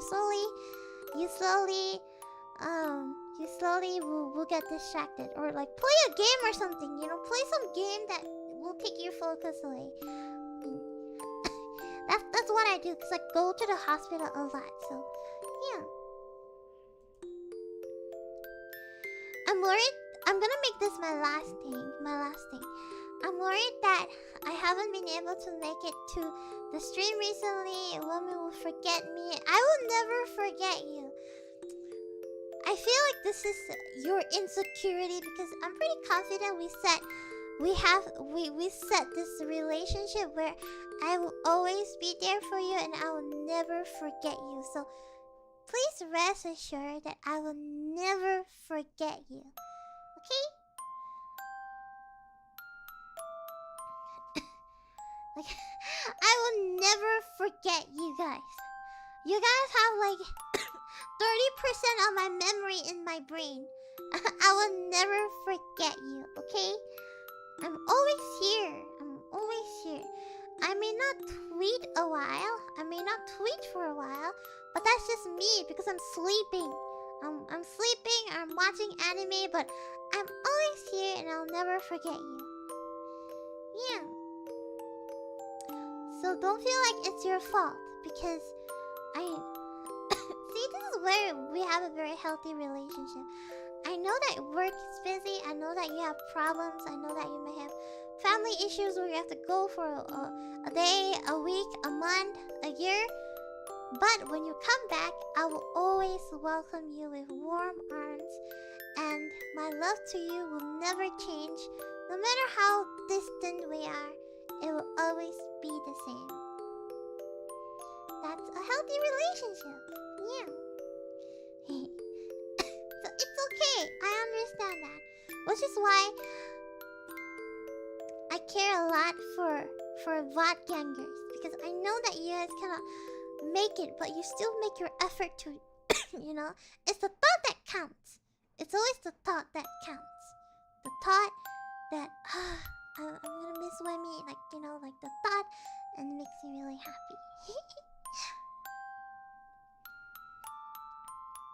Okay, let's speed run to 40. How do I stop being a pushover? Do not be a people pleaser, okay? You cannot please everybody, because at the end of the day, these people that you are pleasing will not be there for you at your worst. Okay? You cannot please everybody. You're not there for everybody. Okay? It's because if you please one person, you're gonna want to please the second person, and then you will not put yourself, you will not care about yourself, and then you're gonna be stuck in a point where friend A and friend B is asking you to choose something you cannot choose. Because sometimes when you're a people pleaser, you may lose friends. You may actually lose people who actually care for you, because you're so busy pleasing people who may not even be there for you at your worst. So you gotta you gotta look out for yourself.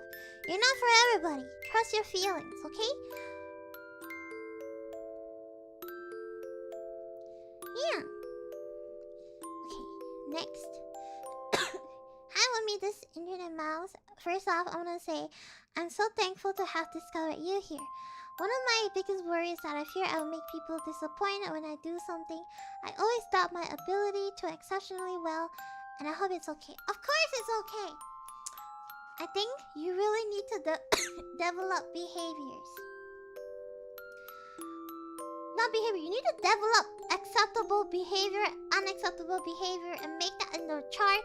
And you have to develop boundaries, okay? Because in life, you always attract fake people. You always attract people who wants to leech off your success. You always attract people who are here because you're some kind of a trade-off. You know, it's like, hey, this friendship, I help you, so you should help me, and it should never be like that. Friendship should always be, you know, should always be, what is that word? There's no intrinsic value of a friendship. I help you because I love you, because you're my friend. I'm not asking for anything back. okay? It's okay to disappoint people, it's fine. But it's not okay to ignore your worth in hopes of changing somebody's opinion. You do not have to keep abandoning yourself. Do not doubt on your ability, okay? You are worrying about your ability because you're worried that you'll never be enough and that people will leave you. But you know what? It's okay if people leave you, because those people, they are not here for the long run, okay? Like I said earlier on, don't be a people pleaser, okay? You are yourself. Yeah.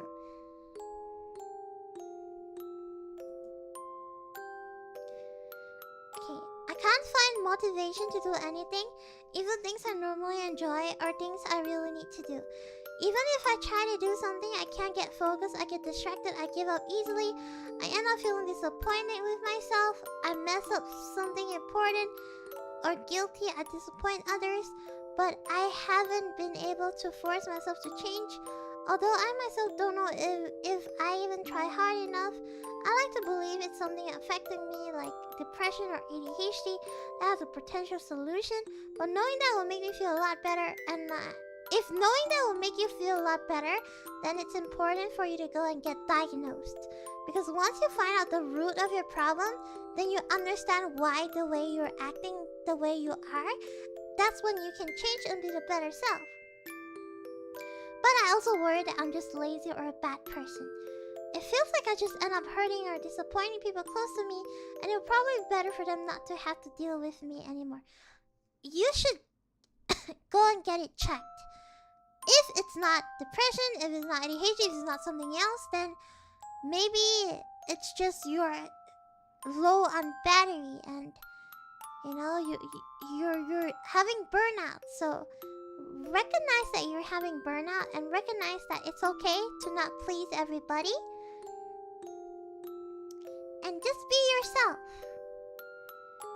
Okay, and if let's say you get diagnosed with ADHD, okay, now you know that you have it, so maybe have a support system or find people online who have it and see how they cope and try to cope it, and you know, and that's going to help you. But if you never try, you never know, so try it, okay?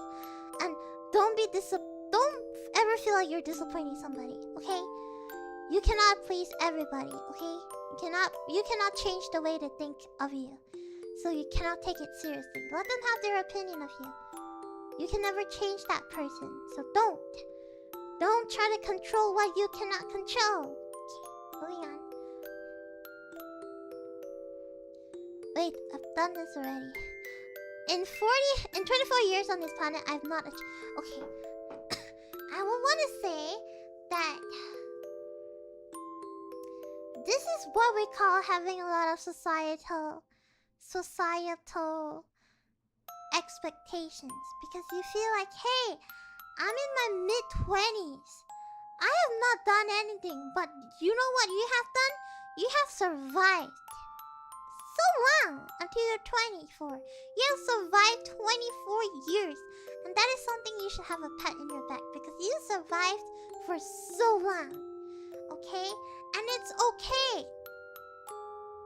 You know, people always get so stressed because they're like, I'm turning 25, I'm turning 24, I'm turning 26, and people around my age should have a house, should be married, should have a job, should have done this, and I've done nothing. And you have to understand that it's okay.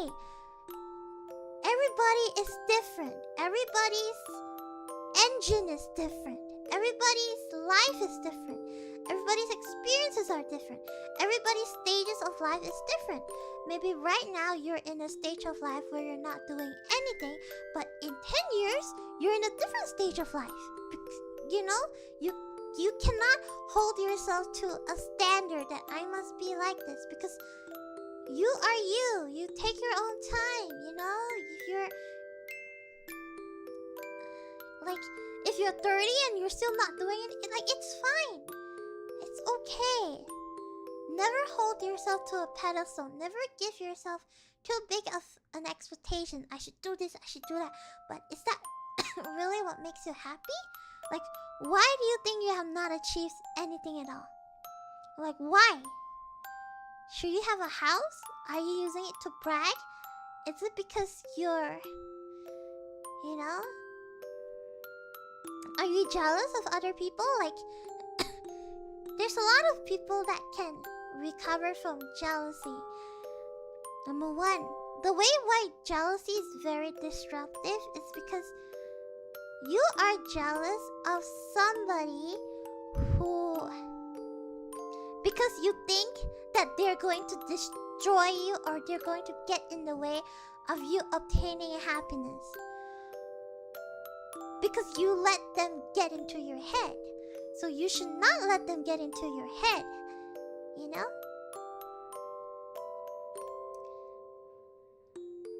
And when you... Oh my god, that scared me. When you never let it take... When you don't take it too personally. And, you know, you think that it's okay. I'm slowly learning. I'm slowly growing. I'm 24. I'm so young. I haven't got a job. It's okay. I'm learning. I'm growing slowly but surely. I don't have to be like everybody. I don't have to be like this. I don't have to be what my parents want me to be. I just make sure that I am happy. And that is most important, that I am happy. Michael David, thank you so much for the gifts. Arigato. Okay, next. Okay, this is the same thing.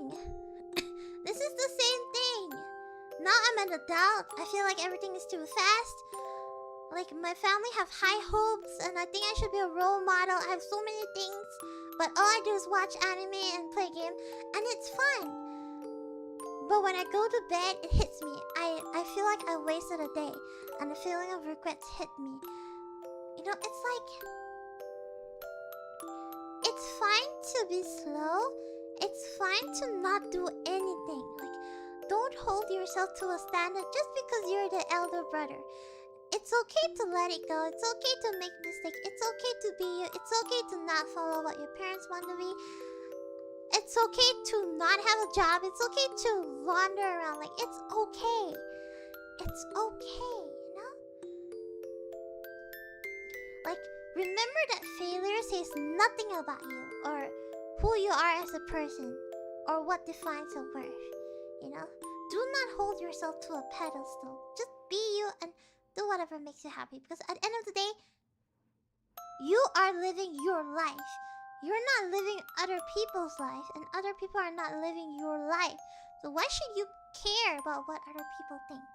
It's, you know?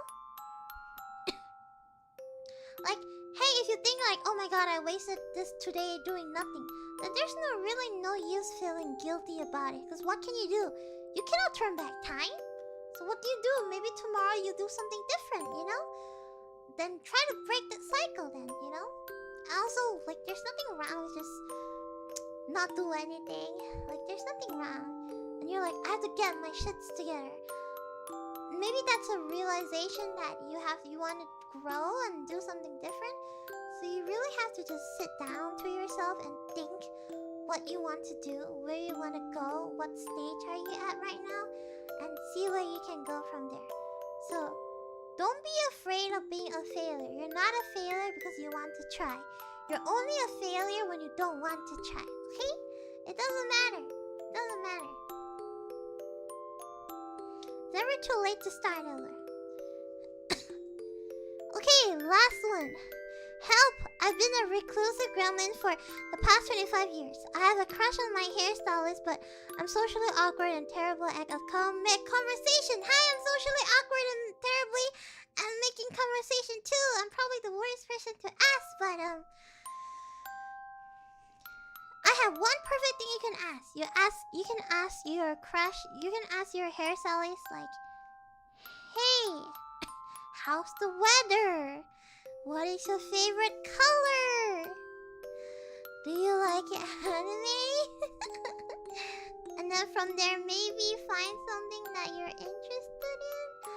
I don't know. The weather always nice. You can talk about the weather. Really? Yeah. Do you like anime?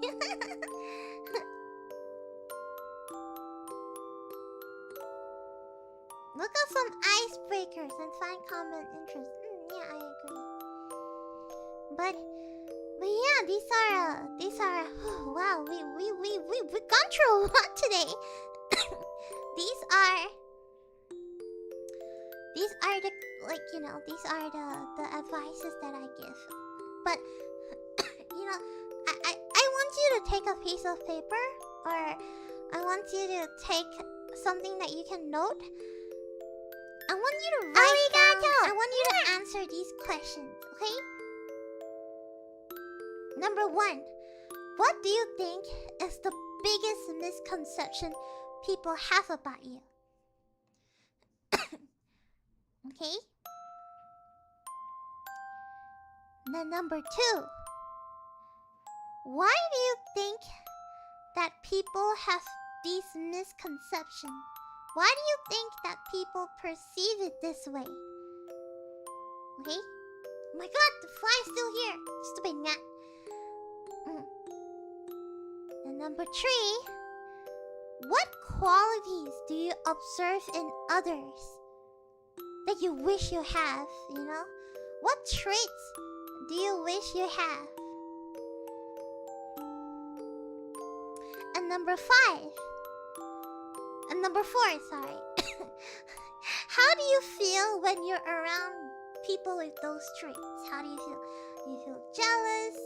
You know? Do you feel irritated? And think about it. And then number 5. What do you think you wish people know about you? Okay? And then number 6. What is keeping people from knowing about you?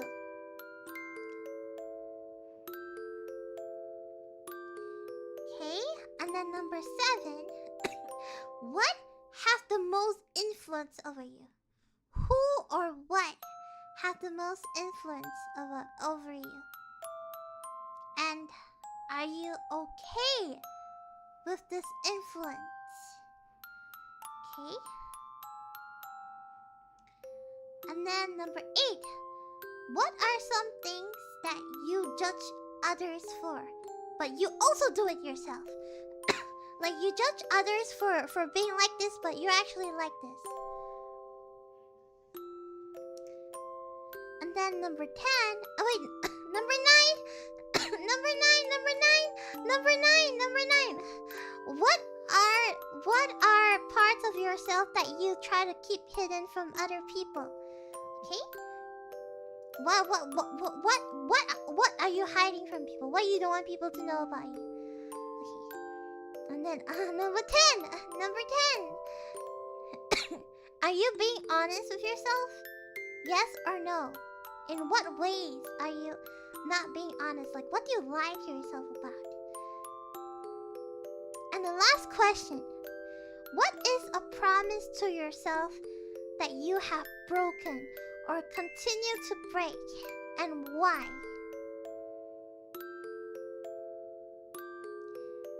So all these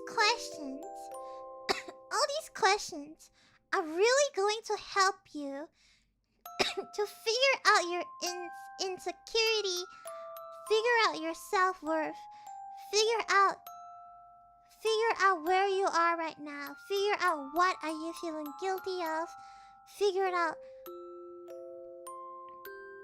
You know, people get lost in this really fast society. People get lost, but have you really just sat down and listened to yourself? So this is a good question for you to just sit down and just listen to yourself. Listen deep down to yourself. And then you realize that, hey, I'm maybe a people pleaser and I think that needs to stop. You know? Hey, I'm doing this and oh my god, I didn't realize that these are the feelings that I get. So take these questions and and work on it, and then you'll work on yourself, you know? Just remember that failure says nothing about you as who you are. It does not define your worth. Do not self-sabotage you. Accept that priorities may shift. Do not put other people's desire and opinions on your own. And maybe you're just tired and need a break, okay? And you can always get back up again, okay? So that is Dr. Wemmy's homework for everybody today. And I thank everybody for coming to... お前はもう死んでいる。何? Chammy provided $100 to the great Remilia Sama. Thank you for the therapy session today, Dr. Remi. You're welcome. Thank you for being here for like the entire 4 hours. I really appreciate it. Okay?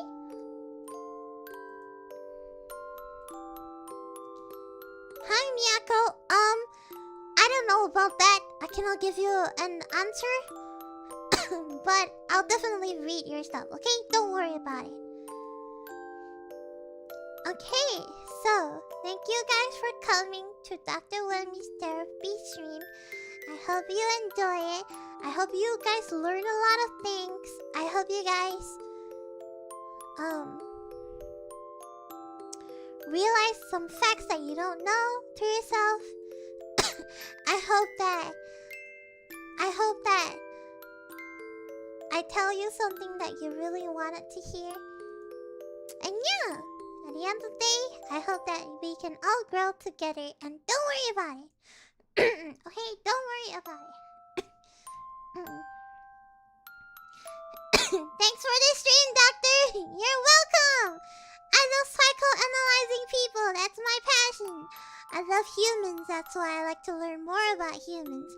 Totally not because I want to turn them into my slaves, but... Okay. Just remember, I'm always here. Wemmy is always here for you no matter what. Wemmy will never betray you, okay? Okay, I'm gonna give you guys a shout out from top to bottom. Okay?